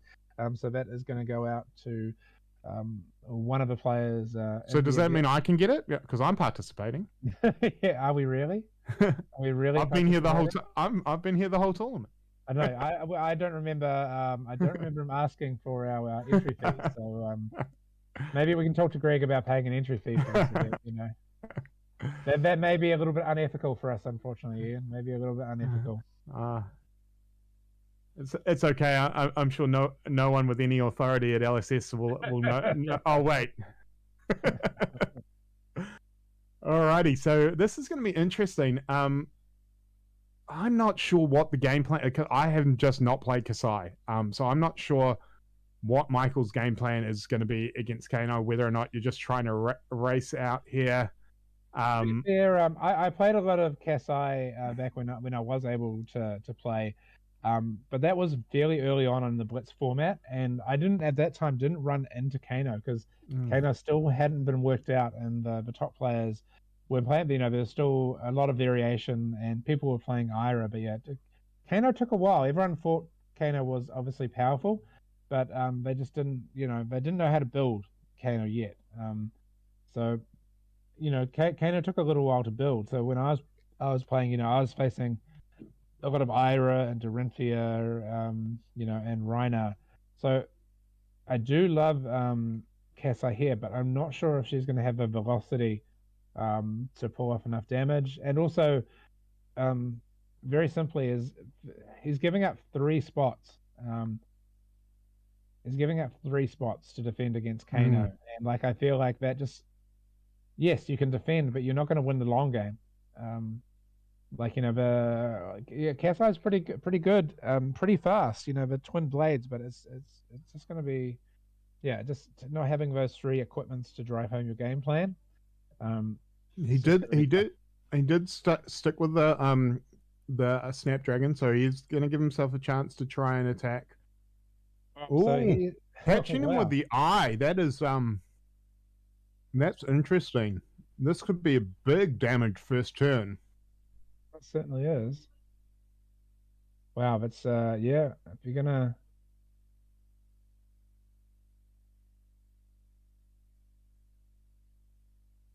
that is crazy. All right, so that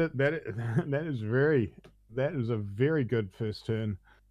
But here it comes.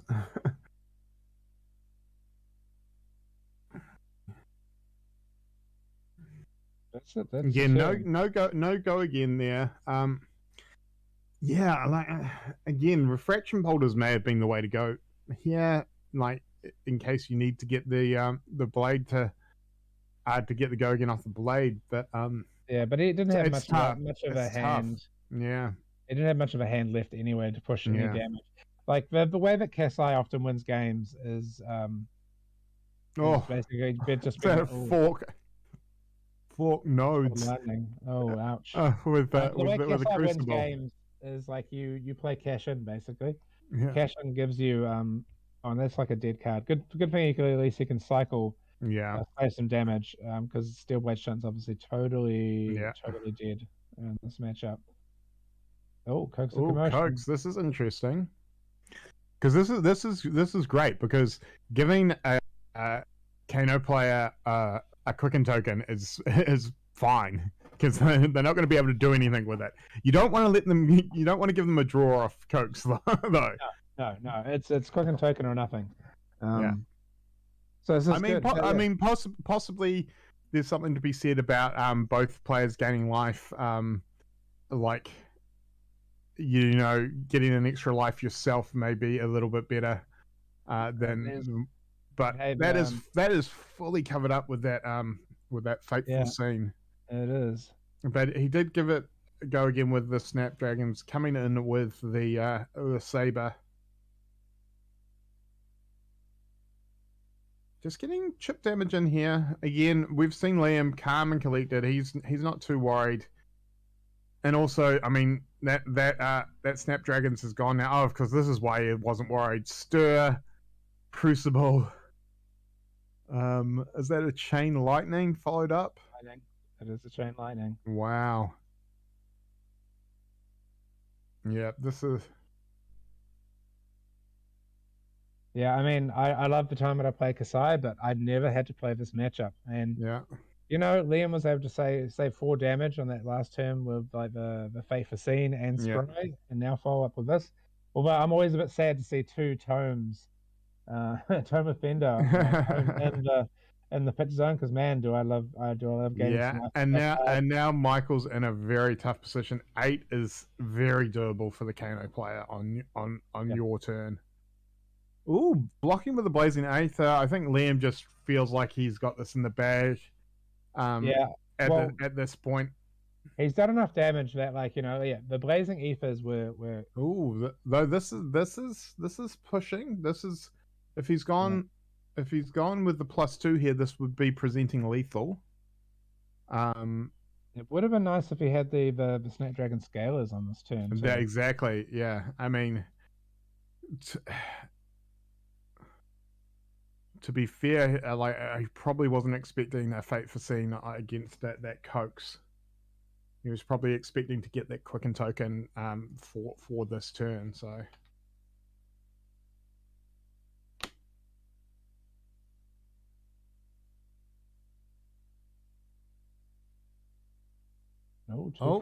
He does get that Nourishing Emptiness out of Liam's hand, which is means if Liam tries to play a Nourishing Emptiness, it misses the Dominate. Yeah, I wouldn't imagine that he's playing 2 of them in a Kano deck. It's probably just the one of. Okay, let's have a look. Michael does gain some life there too. Yeah, Sigil. Well, most importantly, Liam gets to draw up a hand. Got a bunch of cards out of Liam's hand. So, I mean, it's going about as best as it could for Michael at the moment. Again, though, I mean, just look at how calm Liam looks. Like, he has not broken a sweat at all this tournament. He looks it's very calm, calculating. Ooh, this is big. So, Spoils of War. Yeah, this gives go again and to the blade and the pump. So this is whoa, two tomes.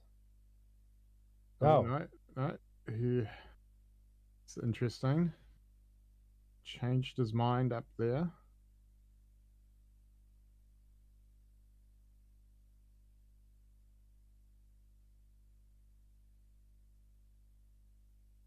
Yeah, Joe Bay says, saying some comments about Oldham in the running the comments here, Joe. But do you have any comments for the Kasai player? I noticed one thing is Michael's version has possibly a lot more attacks than the version I was running, because I haven't seen any driving blades yet. Like and I was very much a driving blade version. Yeah. He's pitched a couple of hits and runs and stuff like that, but definitely a few more a few more attacks in this build. Hoax is definitely a card to play around with to begin with, just because of the low cost. I'd be interested to see it. Well, I mean, I hope. Here we are. Sharpened Seal. Oh, that he's not going to be unhappy about that. Well, both tomes go anyway. Getting all 4 cards out of Liam's hand. That's gonna sort of buy him a turn. Although no copper generated, by the looks of it, because as I said, like the way my Kasai deck like to basically like to kill was to just build up to that big cash in turn where you could play the cash in for free and just have like a stacked hand to drive those blades through on your opponent. I don't think that's really an option for Michael, even if he did have that in this game. Like having to pay for cash in is just it's too big a risk against a Kano player. Okay, so here we are. So this is the hidden run. So this is going to give it go again.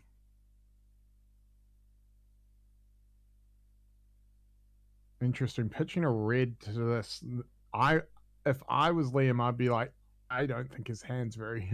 This could be the turn to attack if he's had to pitch a red here. Yeah, to get this to happen. So, because of course, if Liam smells the possibility that he can get an easy win, does Liam just take it here?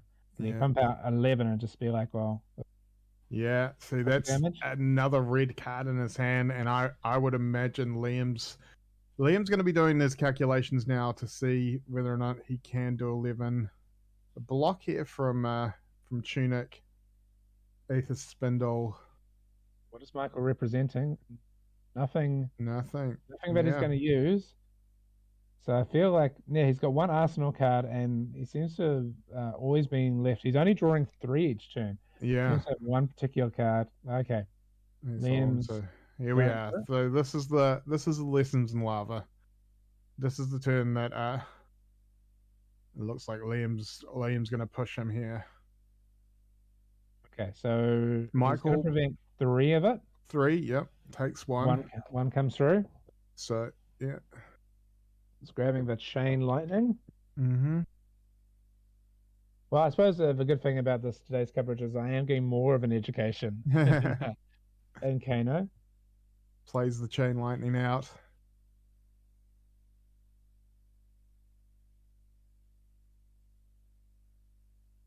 Again, a great card in Ultimate Pit Fight as well, that chain lightning. Because it hits all your each opposing hero. And I think that's the card that he's been holding on to. He pitches the Glint, the Quicksilver. I'm imagining that was probably the card he was holding on to. So that's not bad. I mean, he only took 1 damage. Or maybe it was the E-Strike. All right, so E-Strike here. Now, has he put the card to the bottom yet? I haven't seen. He has not yet. I believe. Does this will be his only attack unless he has some kind of reaction? Well, unless he draws off. It'll be his only attack. It's just whether or not he decides to draw off the E-Strike. Right, card to the bottom. So we're not sure of the mode here, but we're going to find out. Yeah. Well, of course, Liam gets to respond before. So he's paid the cost. He's called what he's going to do, and Liam has a chance to respond. And this is the point many a person has lost against Kano, going for that sort of big play with something like an E-Strike. There is that point in time now. No cards in hand, can't pitch. So if Liam can do 10 damage, he's dead in the water before the E-Strike even hits. Okay, well, Liam's definitely going for it. He's popped his lens. Question is, how good has his lens been to him? Playing a Cinderine.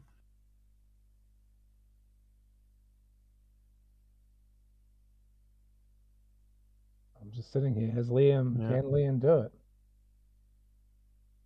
I mean, he's either gonna and this is the absolute worst when you're playing against Kano. You're like, cards in hand, and you've just got to sit there and wait for the maths to happen to you. At least you can be thankful that Liam should be able to do this math pretty quickly. I know it would be pretty tough for me to do the math in this situation.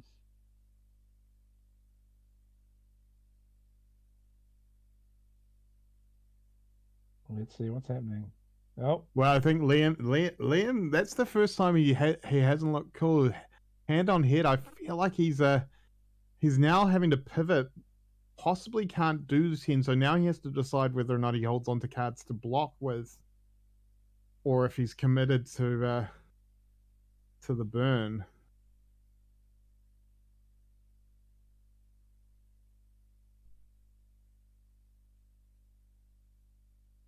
This Yeah, is usually me any game, even when I'm winning.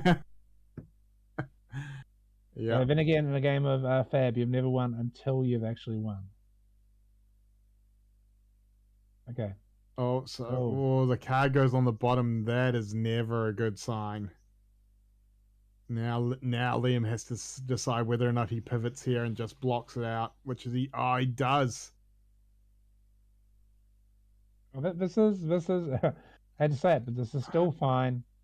He took 2 damage. That's Yeah, he took 2 significant, damage. But like, it's not 0. He's not on 0. Yeah, He's and gonna here we Sonic go, Boom Sonic Boom with after a Crucible. The best Michael can do is block out 3 here. So hopefully he just has like a blue in hand.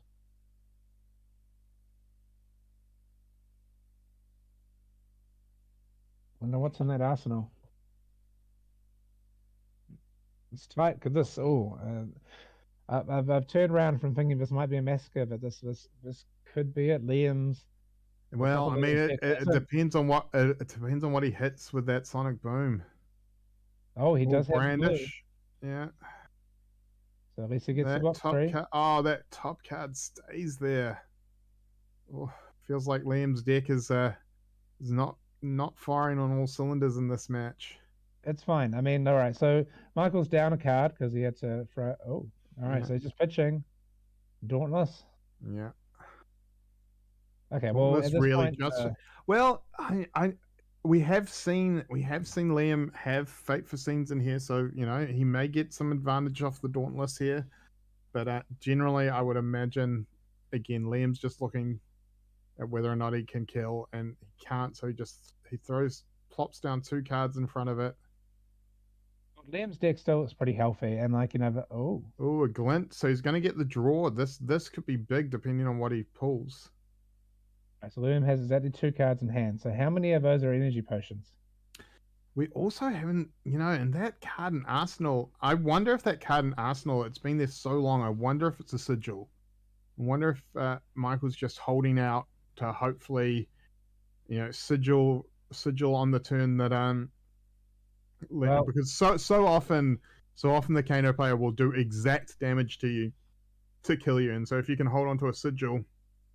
We do know that it's not a Razor Reflex because you would have Razor Reflex the blades, the Centauri Sabers there for the win. So, there's the eye going to the bottom. Yeah, and Liam's deck is just not firing this matchup like it had been earlier in the tournament. Seen some good cards go to the him. Yeah, he's used quite a few good cards. I mean, as we saw last game, though, it's not about the mid game. It's about that final turn. Yeah. And so, but has Liam been able to dig far enough and set up the bottom of his deck? At the moment, I can't tell how many cards are left in that pile, but it certainly looks bigger. Oof! This is the second Spoils of War. Yeah, I love this card. It was a shame to see the cash in just pitched because I love those cash. Yeah, it's just. I mean, obviously, no copper generated so far this game. Just not really useful in this matchup. All right. Well.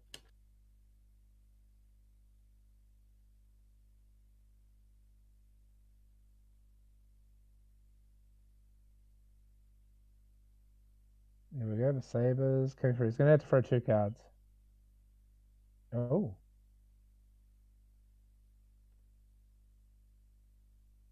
Taking 1, blocking 3. All right, well, Liam knows what he's doing. As I said, he's shown us balls of. Oh, there's the first copper off copper off the spoils. We see some copper. I'm happy. Oh, snatch might be coming up now. Again, yeah, and very quickly Liam knows that he's not going to burn him out this turn, so just plops down that.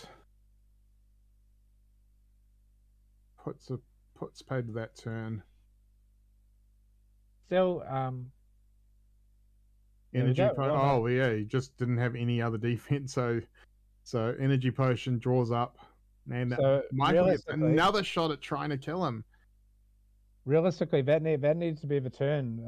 Michael needed that turn. All right, here we go, though. This needs to be big. Oh, it is Oh. a red, so this is coming in for 4. So that's a big break Yeah. point. So cindering now, I think Liam knows that he has to go here. He has to go here. He is fishing.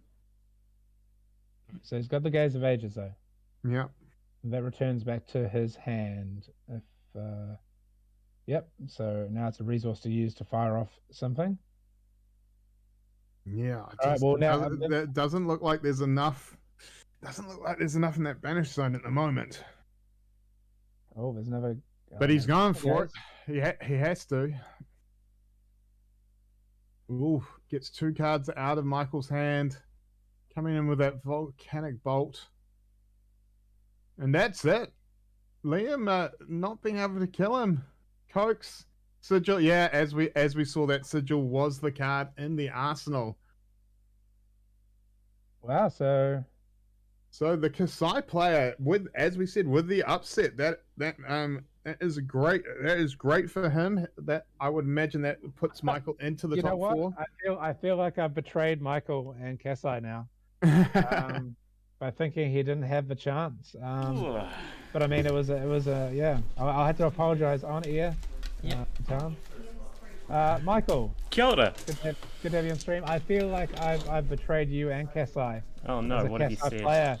I didn't think you were going to have a a good matchup, but you got there, man. Well, the thing is holding on to that that schedule in the Arsenal for so long. I know it was kind of my safety at that point. This really is like one of my worst matchups, especially my Kasai. My Kasai. I know that there's the more mid-range driving blade sort of build, but I've got a very aggro build. That's what I've been working on for the last year or so. So Yeah. No, I understand because I'm definitely on the version I was running, which was quite a while ago. Was still was a driving blade version where you seem to have more attacks. But we were worried that maybe, of course, because you're bringing in the 3 Oldham pieces, that obviously slows the momentum of your deck, not having to access to your usual kit of tricks. yeah, so the armor in my version is mostly exists for blocking, and the power comes from the hand. So the Snapdragons has to be basically it always has to be there regardless anyway. Yeah, so it does suck not being able to noise. There's the garage door opening There it downstairs. Yeah, it does suck not And having to access and to such great warrior equipment, but in this situation, the null rune, you just have to hope to be able to draw blues and being able to pitch, because otherwise it's just going to be game over at turn 2. Yeah. Now, Liam, that round, it really looked like your deck wasn't playing fair to you. It looked like what was running so well for the earlier rounds, it just sort of it spluttered a little bit there. First time that we saw your hand on head in the tournament. Was it just one of those games where the cards just didn't fall right? Yeah, they didn't really fall right. I kept drawing multiple damage spells in one hand, so having to block with 2 of them and then running out of gas, and then 4 blue hands that weren't hitting off the top with Kano. And then that hand on head was I was one short of lethal through the sigil. That's So if I had what diplomacy I of was the yellow, wondering. yeah. Like we saw you go into the tank, and I was like, oh, now he's got to decide if he pivots here and just blocks, which is what we saw you do. And I was like, yeah, I have played decks, and I know that feel like you just had the body language of like, my deck is not playing right. Yeah, and I had 12 damage if I didn't think he had sigil, but that would Right. put him on one if he did, and then I had 16 with 1 more resource, so it was just a little unfortunate. Yeah, and obviously that card in his arsenal had been there for so long that you just had to put him on sigil. Yeah, absolutely. There really wouldn't have been another card that he would have kept there that long. Well, when I took this deck to the calling, I was playing 2 Erina's Prayers, just because this matchup is so unfavourable. So I don't know if he had known I'd changed since then, but it was quite something. It's saved my skin before. Great match, guys. Yeah, Michael, congratulations. You must be cementing your spot in the top 4. Yes. Yeah, I would imagine you are both would be both making top 4. So possibility of a rematch at some point. Not till the finals, I believe. So Michael should be second or third seed, I think, and I will be first seed. Yeah. So I'm not looking forward to this matchup again. I don't think I'll get quite as lucky. Hey, just run good. As I say, just run good. You ran good that time. You got your plan. It was really good. Yeah, no, it was good to see Kasai, because I really like Kasai. So yeah, good to see your version running it up. The amount of representation that Kasai has ever gotten is criminally low, I think. No, Excellent. Well, both of you guys have been championing slightly lesser played heroes, so we say well done to both of you for being pinnacles of your heroes communities, and we'll look forward to seeing you both in the top 4. Awesome. Looking forward to it. See ya. Cheers, guys. See ya. So that was possibly the longest match of today. We've got 7 minutes left in the round. Just some shout outs. Discreet, I think it is. Yeah, hello from Nova Scotia. Yes, quite some distance away. Hope you're enjoying our off the cuff coverage today. Joe Bay, yep. Yeah, I did mention you, Joe. Some good comments you're making. Eric, thank you for thanks for the coverage. But yeah, this is thank you for your compliment. But yeah, this has been an interesting day. Kano's got a workout today. Yeah, I don't know who the other 2 decks are going to be in the top 4, but the fact that we've got a Kano and a Kasai in the top 4, that's I'm liking that. Hopefully, maybe we'll see Karen's Oldham again. Hopefully, one of the Rhinos may have made it in. I don't know. I think it could be very cool if there was Kasai, Ira, Oldham, and Kano in the top 4. But it depends. Some people, yeah, they're the. I'm happy not to see Ira. Oh, jeez. Me and Ian, we love Ira so much, but she's, people. It's hard to. We liked her when she was cool. When we have the cool kids that were onto Ira before anybody else was, and now everyone jumps our bandwagon. The fact that I'm already a Brewster, you're making me sound like even more of a hipster. It's have you heard about the stick? Yeah, have you heard about the stick? It's pretty on the down low. Yeah, we were Ira hipsters way before this. Me and Ian jump on the unpopular. We're like, what's unpopular? We'll jump on that. We'll wait, and as soon as it's cool, then we were out of there, basically. But yeah, no, because we played Ira in our pauper event that we ran. We made Ira legal for it.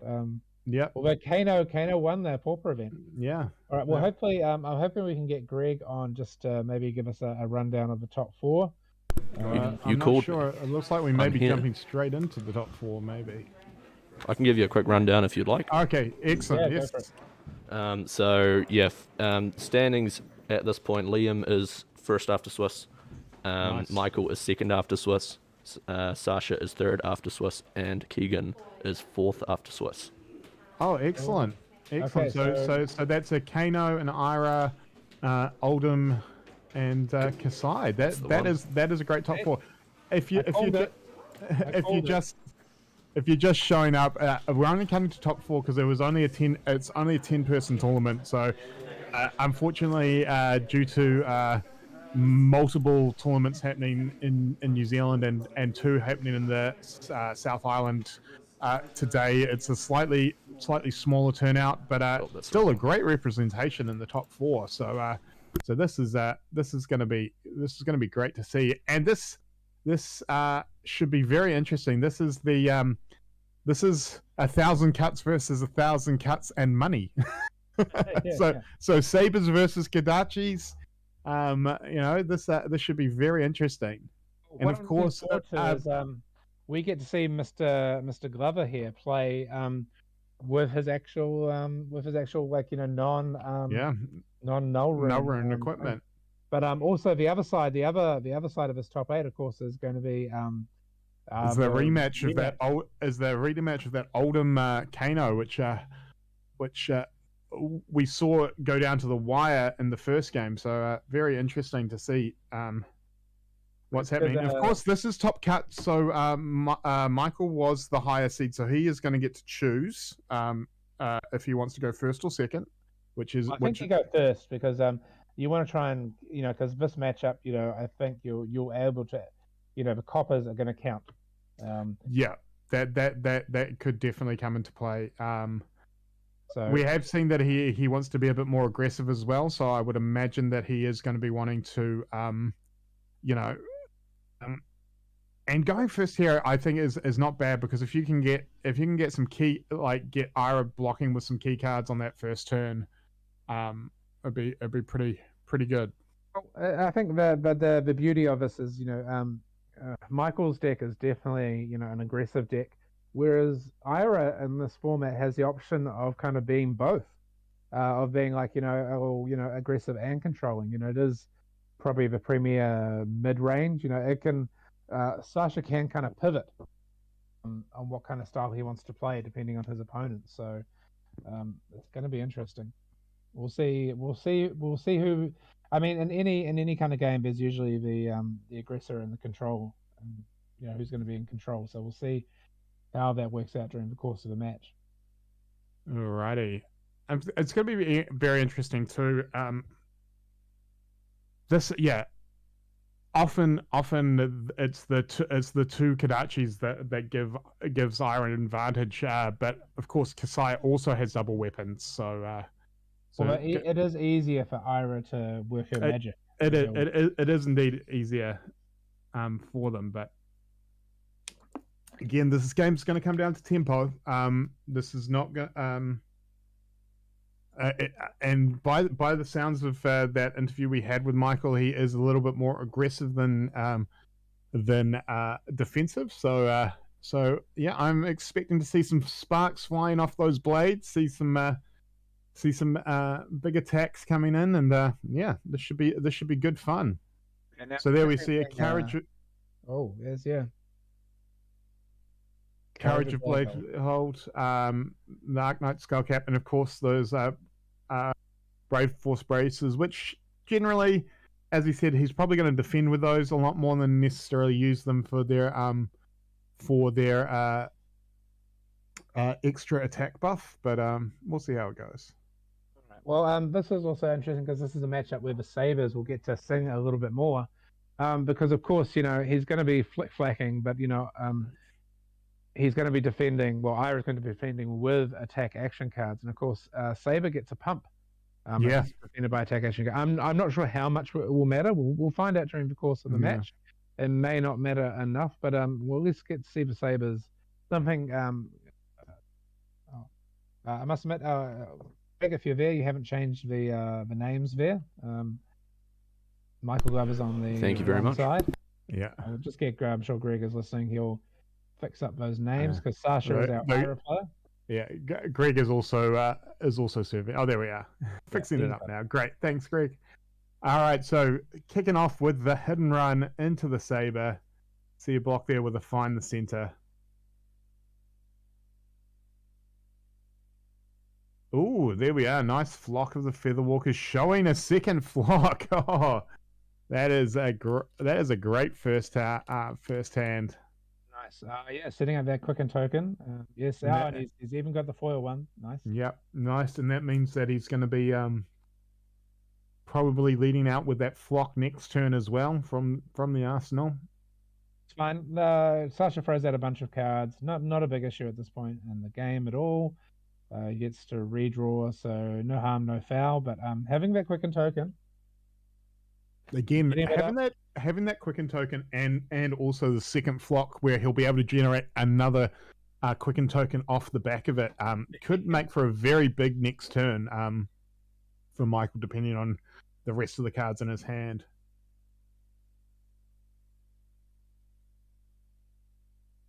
Pitching Hurricane technique. Oh, coming out with a push the point. This is interesting. It's a red, so it's coming out for 4.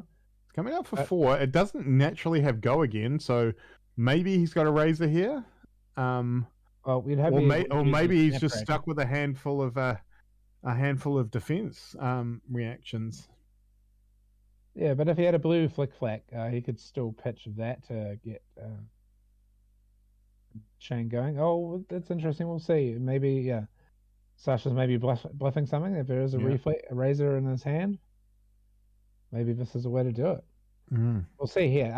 Michael talked about mainly, having his equipment there mainly to defend with. So maybe he throws a bunch of equipment in there. He's got 2 on his braces. He's only got 1 on the skull cap at the moment because the life totals are even. Yeah, and that has 2. And that's also possibly why Sasha let it out with this, not wanting to let him take that 1 Kadachi hit and turn on the Arknight skull cap. There we are, the razor that we thought was going to be there. So this is coming in for 7. Michael taking a big hit here. Maybe a little bit overly confident, Michael, but I mean, he knows. Well, I mean, he did say that he is very aggressive deck, and we know that he's got that quicken token, he's got that flock, and maybe he's just happy to take that for the swing back on his turn. Yeah, I mean, he's got a full kit plus the arsenal. So let's just trust in Michael that he knows what his follow-up turn to that it was worth for 7 damage. Yeah. Now, I've got to imagine, depending on what's in his hand, I've got to imagine that he leads out with the flock that's in his arsenal here.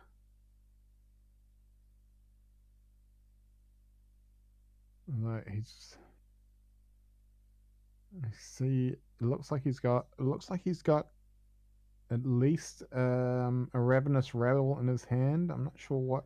He does need to make sure he's got a card to reveal. Well, yeah, that's what I'm saying. Oh, okay, so sharpened steel. Okay. Red steel. Pitch and coax. Coming in with the. All right, coming in with the blade. So just looking to do maximum damage here, I guess. Maybe if he's coming in, he'll follow up with the flock to get the quicken token for next turn, possibly. Well, this is pretty good. The red flick flat kind of stymies the his turn. That. Oh yeah. Ooh. Nice. Look at this. Spoils the war on top. No blocks. No, I would expect maybe. Now we're coming in with the second blade. Now this is where we'll start to see some copper being built up, possibly. And the problem now is that flock is now sort of stuck in his arsenal. Plays the sigil. Yeah, Michael's going to be careful because getting a card like Flock of the Featherwalkers stuck in your arsenal, quite often it can be very hard to get it back out again if you leave it there too long. Yeah, it certainly can. But I mean, Michael's pretty good with with managing his arsenal in the last game against Liam. So I'll give him a benefit of doubt. Yeah, the problem with Flock though is you need a card to pitch to pay for it, and also a card to reveal for it. So if Sasha gets a big turn and forces him to block with multiple cards, there is the chance that he may get stuck, not being able to pay the cost and additional cost of it. Here we go. This is Courage of Blade Hold breaks the Mark's chain, but turn to tempo. It's pretty big, and yeah, Michael doesn't have 2 defense in his skull cap either. No, not yet. Possibly, and this is possibly why Sasha decided to take that damage again to turn off that skull cap for the attack back. And he must know that Michael's got the... Oh, what's happening here? So, he just took that damage. Oh, followed up. Now, this is interesting. Like, this is why I'm saying, now, if he chooses to defend to save the flock, he's not going to be able to play it next turn because he's not going to have the cards to pitch and pay the cost. But also, at 10, you really don't want to be bleeding too much more damage here. But at least he knows that there's no follow-up on the Command and Conquer. It's not like you can razor it. I assume Sasha's got no cards in hand at the moment. Nothing in Arsenal. No. So Oh, using Okay. That's a full block. So there's a full block. So he does keeps save the block. that, and he keeps Yeah. 2 cards in hand. Oh no, I 3 mean- cards in hand. So now, Although, what he could do here is he could play that flock out, Snapdragon's at after generating the quicken token, and then also play another attack afterwards. yeah, let's see what it But, says. Oh no. spoils. All right. Oh, Saber gets go again. Yeah. That's fine. So now he does have resources floating, so he could still get that that flock out if he needs to, but he may just be leaving that flock there and just deciding that it's not the right time to do it. And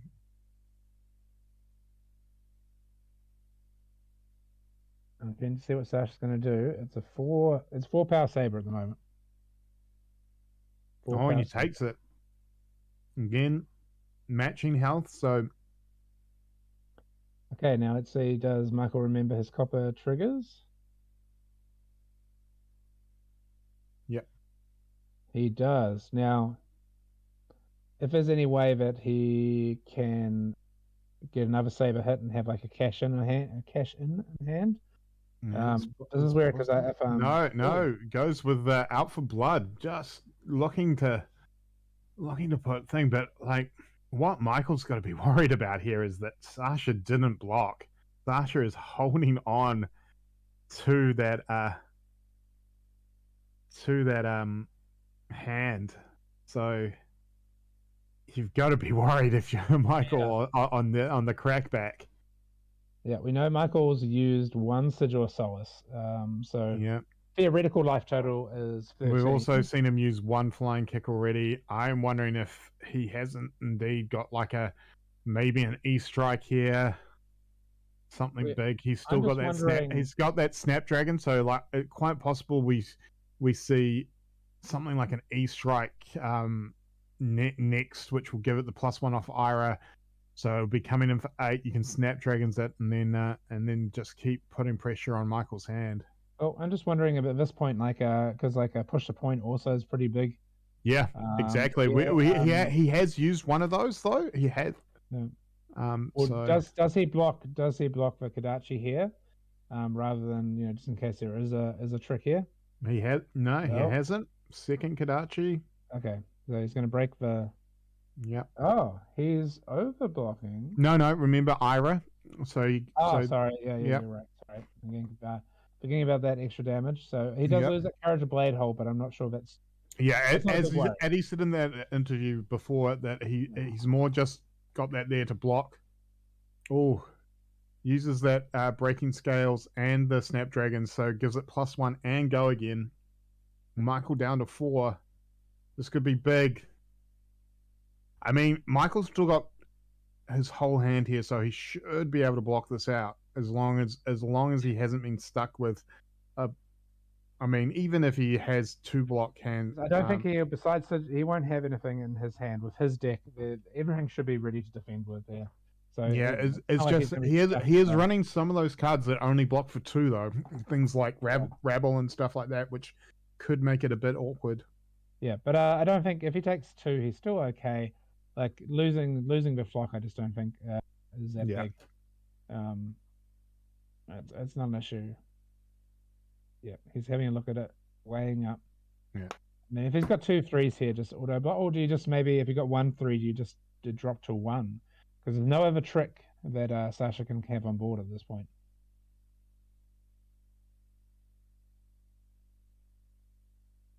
All right. No, there goes the courage. So that doesn't mean he doesn't get a turn where he can invest nothing, where he doesn't have to invest any resource into the sabers. Yeah. So that's a bit of a shame, but still, you gotta do what you gotta do. Yeah. Finally getting that flock out. Okay, so what's he gonna reveal? I don't know if he's maybe already flashed. I think he may have revealed it off camera. Okay. It looks like maybe there was a hidden run in his hand, possibly, which would have worked. So he can still. Yeah, it was the hidden run. It was the hidden run. That's fine then. So Okay, so he's got the Snapdragons here, so he can snap this, swing with Saber, then go hit and run to give it the +1 and the go again on the second Saber. Yeah, so this could be a decent turn. This could leave Sasha with only like one card in hand. But yeah, Kodachi Death Spiral. If he's got a Flick Flack in his hand, this could be big. A red Flick Flack setting up the next block. Oh. No. So we just seen the mask. We see Yep. As expected, we've got the Quicken token, which is going to give +1, holding on to that hit and run, so he's going to get the extra attack. Now, it's going to be interesting to see, depending on what Sasha blocks with here, because if he blocks with a Flick Flack, Michael may just choose to arsenal the hit and run to have it for next turn. I think he pushes here. Be the aggressor. Come on, yeah. It's a red.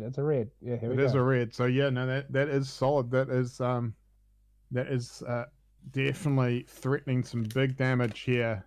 There's no Flick Flack on this chain, so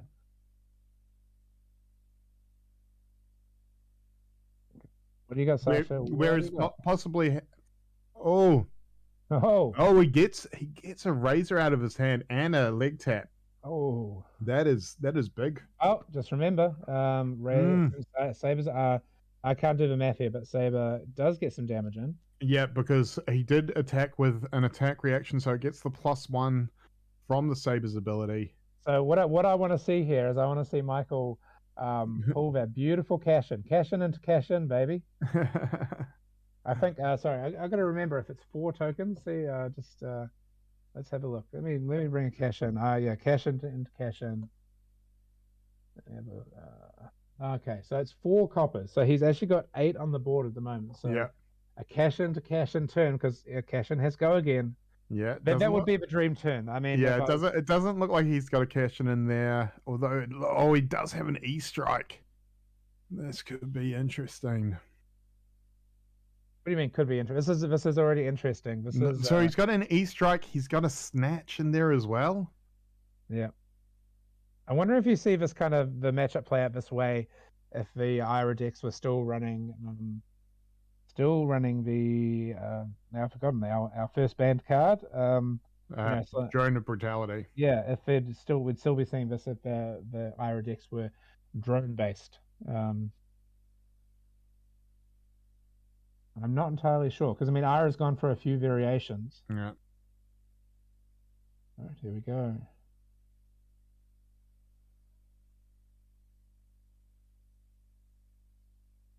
All right. So this will. I'm assuming this will be with Go again. Oh, he's drawing a card. All right. Oh, draw a card. Does he have Razor, or is he representing that he has Razor to get the triple block? The triple block. Come on, what do you got? He does have a Razor in his hand. But I can't tell what is that blocking for 9 or blocking for. Oh, it must be blocking for what? It must be blocking for. That's interesting because. Oh yeah, now he can just block this out now, and he's. That's great because he got to arsenal the or hold on to the Razor from last turn, which means that Sasha may just not put him on having the Razor. Yeah, that could be. No, I think you've got it in a situation. Well, Sasha's got to play like he's got a Razor. Yeah, maybe. Oh, he does. I mean, he was defending he's defending like he was playing around the Razor that turn. So, all right, pretty easy block. There's a Dauntless. I can't see the other card that he defended with. Here we go, Snatch. But the only problem with this deck, he doesn't have another resource. He doesn't have a resource on a Tunic because that would be the ideal thing. Is he's going to have to give up this card in hand to play anything.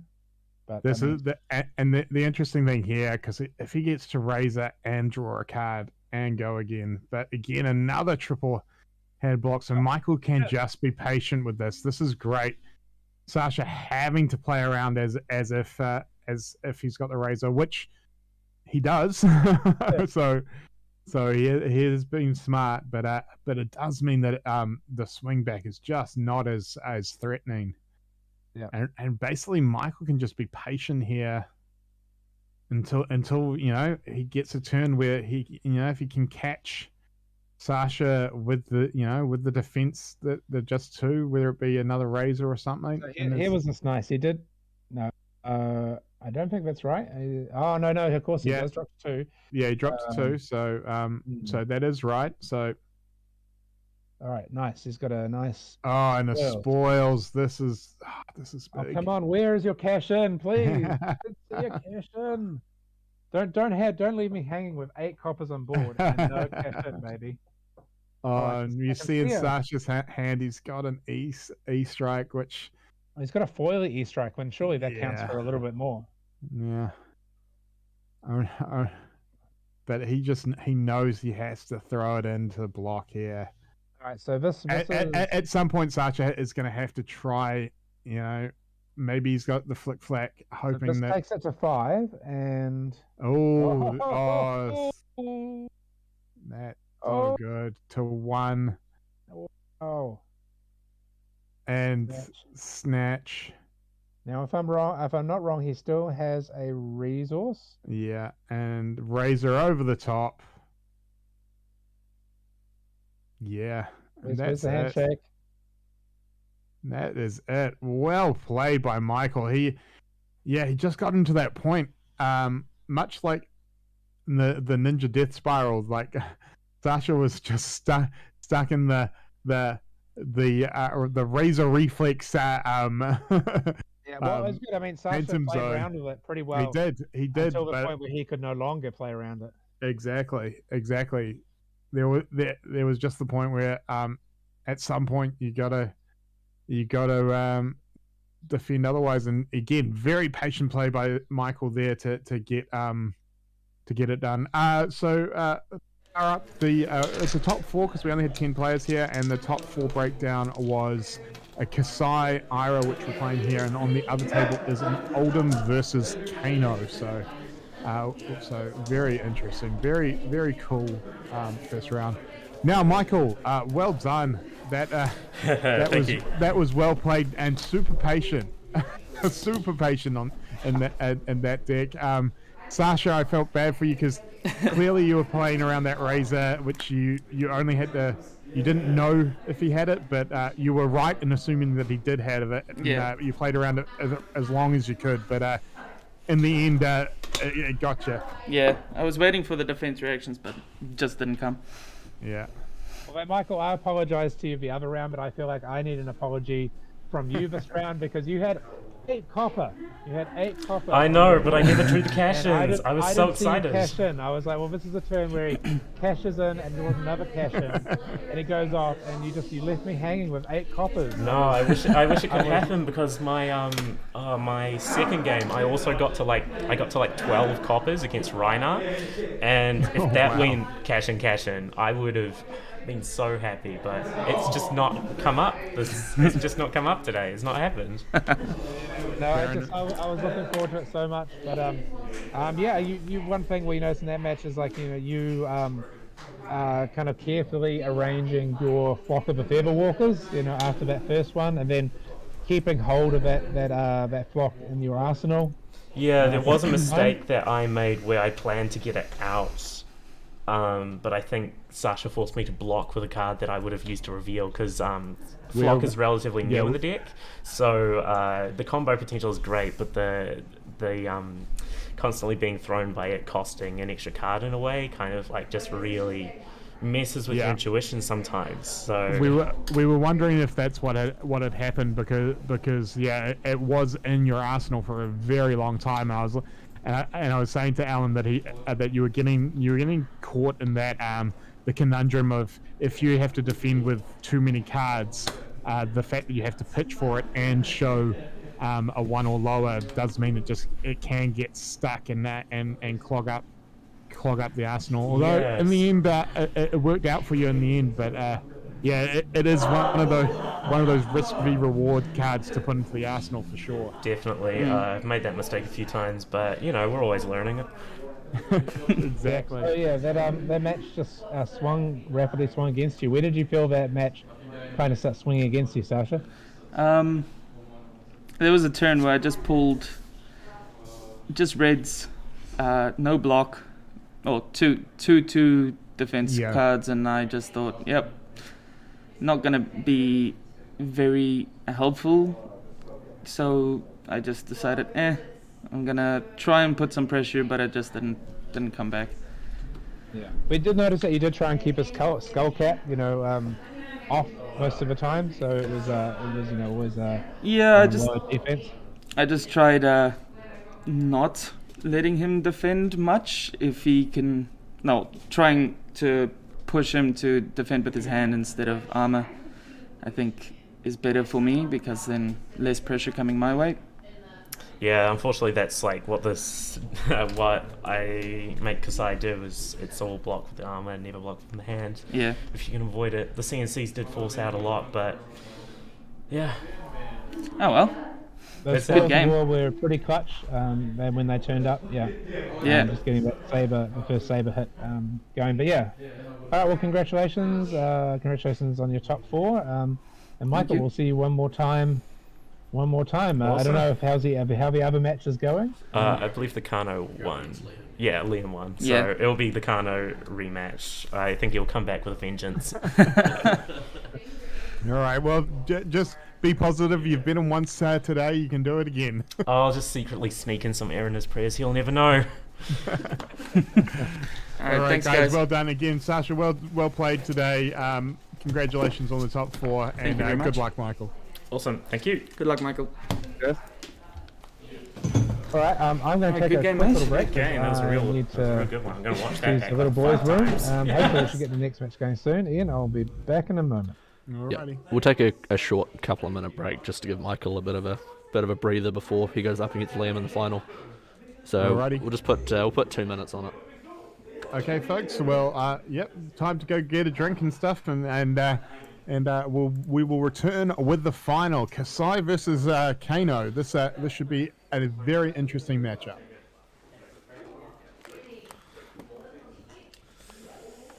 Oh. Yeah, this is going to be really interesting. I'm really happy with how the stream's going so far. This is fucking exciting. For a 10-person event, I think this is as good as it gets.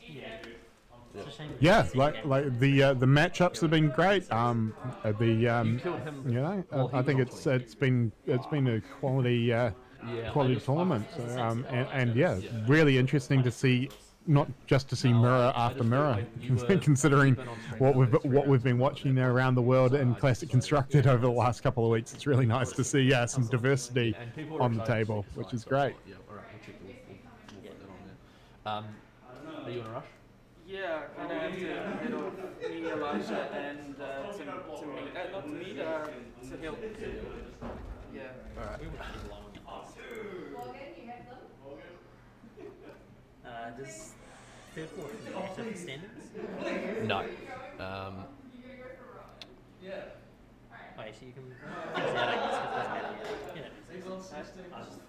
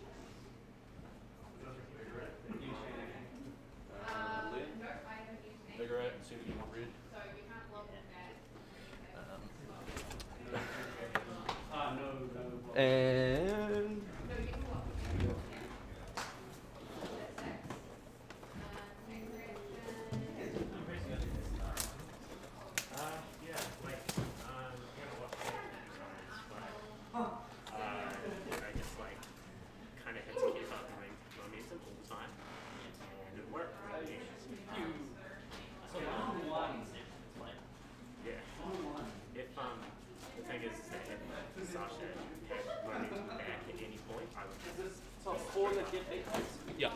But having a razor, or at least thinking you have a razor, makes him block enough. Arcane Art. Yeah, it's called Arcane Art. You just got, it's an American place. Everybody else It gets takes ages to get there, and by the time it gets there, you've forgotten that you order it. But once you get it, you're like, oh, yes. 50. Right, you guys will get packed afterwards. Something. Let's get started.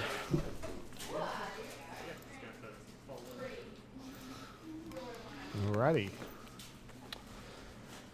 Hey, I am back. Still hearing me.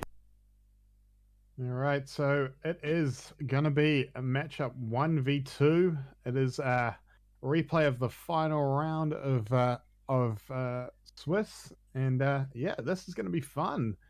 Liam on Kano, Michael on Kasai. I'm looking forward to this. Forgive me, guys. I've got a 6-month-year-old in my arms who's trying to pull at my headphones. So if I suddenly go dead, it's because she's ripped the headphones out of my ears.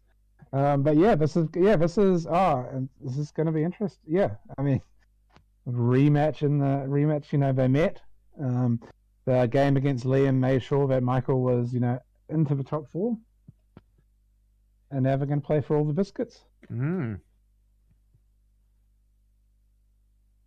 wouldn't it be fitting if Michael can take it out with a deck that actually has Razor Reflex in it to get that Razor Reflex playmat?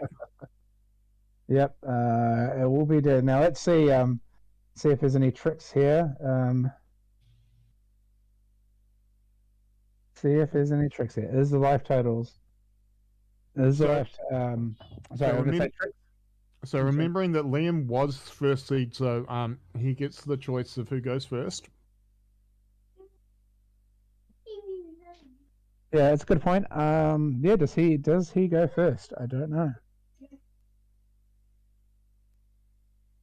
Yeah, it's very interesting. It's very interesting because as we saw in the matchup that he lost, the deck just didn't play. Like, it just didn't play well. So I don't think Liam actually changes up the game plan at all. It was just the fact that the deck wasn't playing dice with him. So it's going to come down to whether or not Michael can kill him quick enough, or whether or not the Kano deck actually, stays on target and brings the fire. Yeah, but basically, I think the phrase is both players are going to run it back. Basically, they're running it twice. There's no point in making any changes. I mean, if Michael changed his equipment layout somehow, I'd be kind of worried.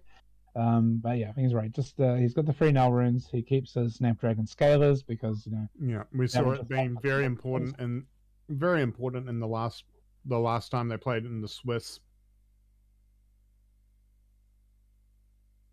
So this is exciting. So perhaps not the first skirmish started in New Zealand, but probably the first one to finish today. Yeah. But also just this is kind of poetic as well. I mean, I always love it when you see first and second in the Swiss end up going up against each other in the finals. That's kind of cool. Yeah, but I mean, there's so much activity around the world. I've just been seeing just quickly saw some stats while we're waiting for those guys to go. I saw some stats from the Poland Nationals event, which was actually just, I believe, I saw their battle hardened results which was Blitz and Briar topped out the top 3 decks in that event, where top 3 represented decks was Briar, Ira, and Dorinthia. All right. So Briar definitely, and there was actually slightly more Briar decks than there were Ira. Dorinthia and Ira are on the same, but the top 4 number decks were Briar, Ira, Dorinthia, and Oldham. Although one Levia player and one Kasai player over in Poland there. No, good to see. Good to that's see really it. interesting. Underrepresented is Levia and doing really well recently. Like, do you know there were 3 Levias made top cut at US Nationals? Just exciting to see. So hopefully we may see some Levia come Blitz season as well. But right now we are starting off with Hit and Run. Oh, there we are. the tome, but he is using it to block. Oh, is that a blazing aether used to block? And a Sonic Boom. Wow. That's right. He only needs Sonic- one of each of those cards to do something. So Yeah, but I mean, having 2 blazing aether makes your job a lot easier, as we saw in that Oldham matchup. But hey, I'm that is sorry, probably that is probably the best opening turn Michael could have, and didn't do any damage, but put a lot of but what a swing back. Stir, Yeah. Crucible, Forked Lightning. This is not going to be a long one, folks. Well, when both your decks are set to go at 100 miles an hour. Wow. That's right. Yeah. There we go. 9 damage. Hey, And imagine if you had been able to hold on to that blazing aether. This is, folks. This is absolutely fast-paced, full throttle, flesh and blood blitz. This is why it's called Blitz, folks. is this why this is Liam's deck basically agreeing with him, saying, "Yep, the coast is clear, Liam. Do what you want." And here we Ooh. go. Nature's That Path saves Pilgrimage in there. I admit, I haven't seen that card for a while because I haven't seen a lot of Dorinthia recently. So the I'm not. interesting thing, Liam just takes it, and there's a sigil on top. Michael is shaking his head. That's a whiff with the Nature's Path Pilgrimage. It's not what you want to see here. That is disappointing, and it's a razor in his hand. Yeah, he's just going to come in with the blade here. I guess he would still have. Oh no, he's fully paid up, hasn't he? So he doesn't have any floating. No. And so yep, just. Okay. I mean well, that I mean Arsenalina Razor, that's not bad. That may help him out. And Liam is on 8, Michael on 11. No lunch break in the Solomon, and I feel like they just want to head out. Oh, Crucible into Nourishing Emptiness. Again, that's, as I said, full throttle blitz action here. No going to time, even though this is an untimed top cup. I wonder if they got told that they don't they don't have to worry about the time limit on this one. Oh, it's a pretty rainy day in New Zealand. I assume it's down there as well, so maybe everyone wants to get home. But I feel like drawing that sigil is not what Michael needs here. He needs to push. So he's all right. Here we go. He's pushing with Coke. So with Cokes does he again. Snap Dragon? Does he Reflex? Yeah, I mean, you look at it, it's an E strike and a sigil, but at the same point, 8 life. Do you want to go in with no cards on that E strike? That is a tough call. If only he had a resource here to add, but I suppose this is still fine. Oh, yep, playing the Quicken. Is he gonna? So yeah, he's gonna pitch. He could draw a card. See, the thing is, if he pitches the Easter egg here, Liam knows that it's sigil in his hand because it got revealed off Nature's Path Pilgrimage. So whether or not that helps with the maths or not, Liam's down to 5. Liam now down to 3, coming in, and so he's held on to that. The thing is, he can razor here, but the problem is if he raises, he's got no cards, and he leaves himself open.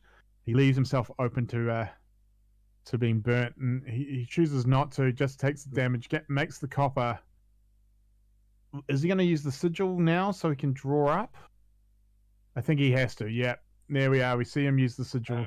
Going to 12. And now Liam's gone, all right, well, now that you've done that, it is burn time. All right, so but just saying, the sigil's on the Sigil's on the stack. Liam starts by Talismanic Lens, which is smart. So he's going to set up those first 2 cards because, this is the time Liam has, this is the moment of the game. I think Liam either wins here or he doesn't. Drawing two. Well, this is a good start. 2 more cards in hand. Yeah.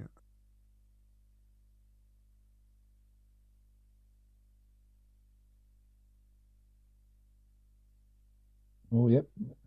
And he is going for it. Storm Strider's been broken. Lessons. Oof. Lessons, nodes, crucible, Oh, breaking the plot. and again, Michael, I should say, no cards in hand, so he can't stop this. So he's taken 5. So if he just gets the Blazing Aether, it's over here.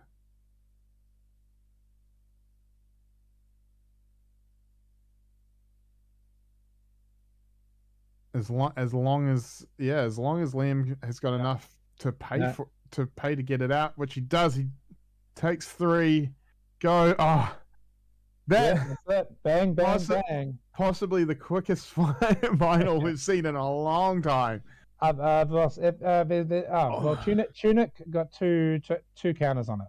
Yeah, that's it. Yeah, Liam pulls it off, but man, it's devastating to see a Kano player that knows what he's doing, and I will never profess to know what I'm doing with Kano. Yeah, and I've seen this lesson from people like Jason Chung in the studio. People like Liam do it before. It's super impressive. Yeah.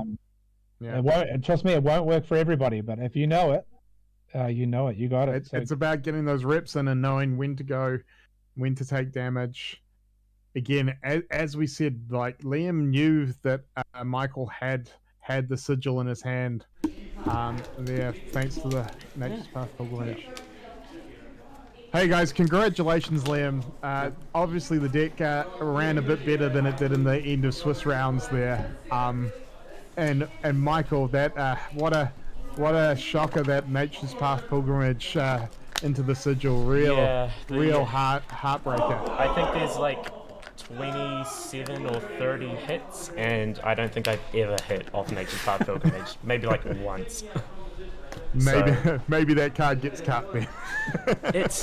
In theory, it's so good. Yeah, in theory, it's so good. In theory, Bruce is great, but you know how it is. No, you guys did very well. But yeah, that was. I mean, Tunic didn't get to 3 counters, but like, that was full of action. Yeah, that's more what I expect from the matchup there.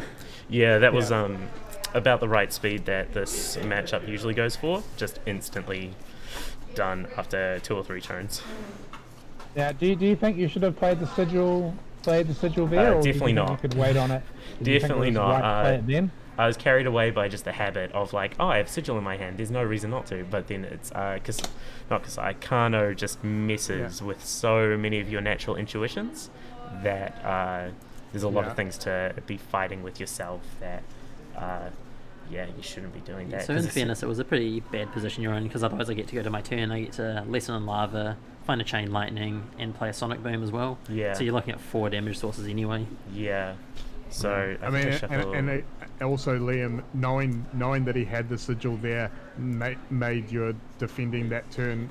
You were able to hold off and set up that turn. Yeah. Again, another problem with the reveal of the sigil from Nature's Path pilgrimage. It's that extra information which makes it a little bit easier for Liam knowing what's going to happen next turn. Definitely.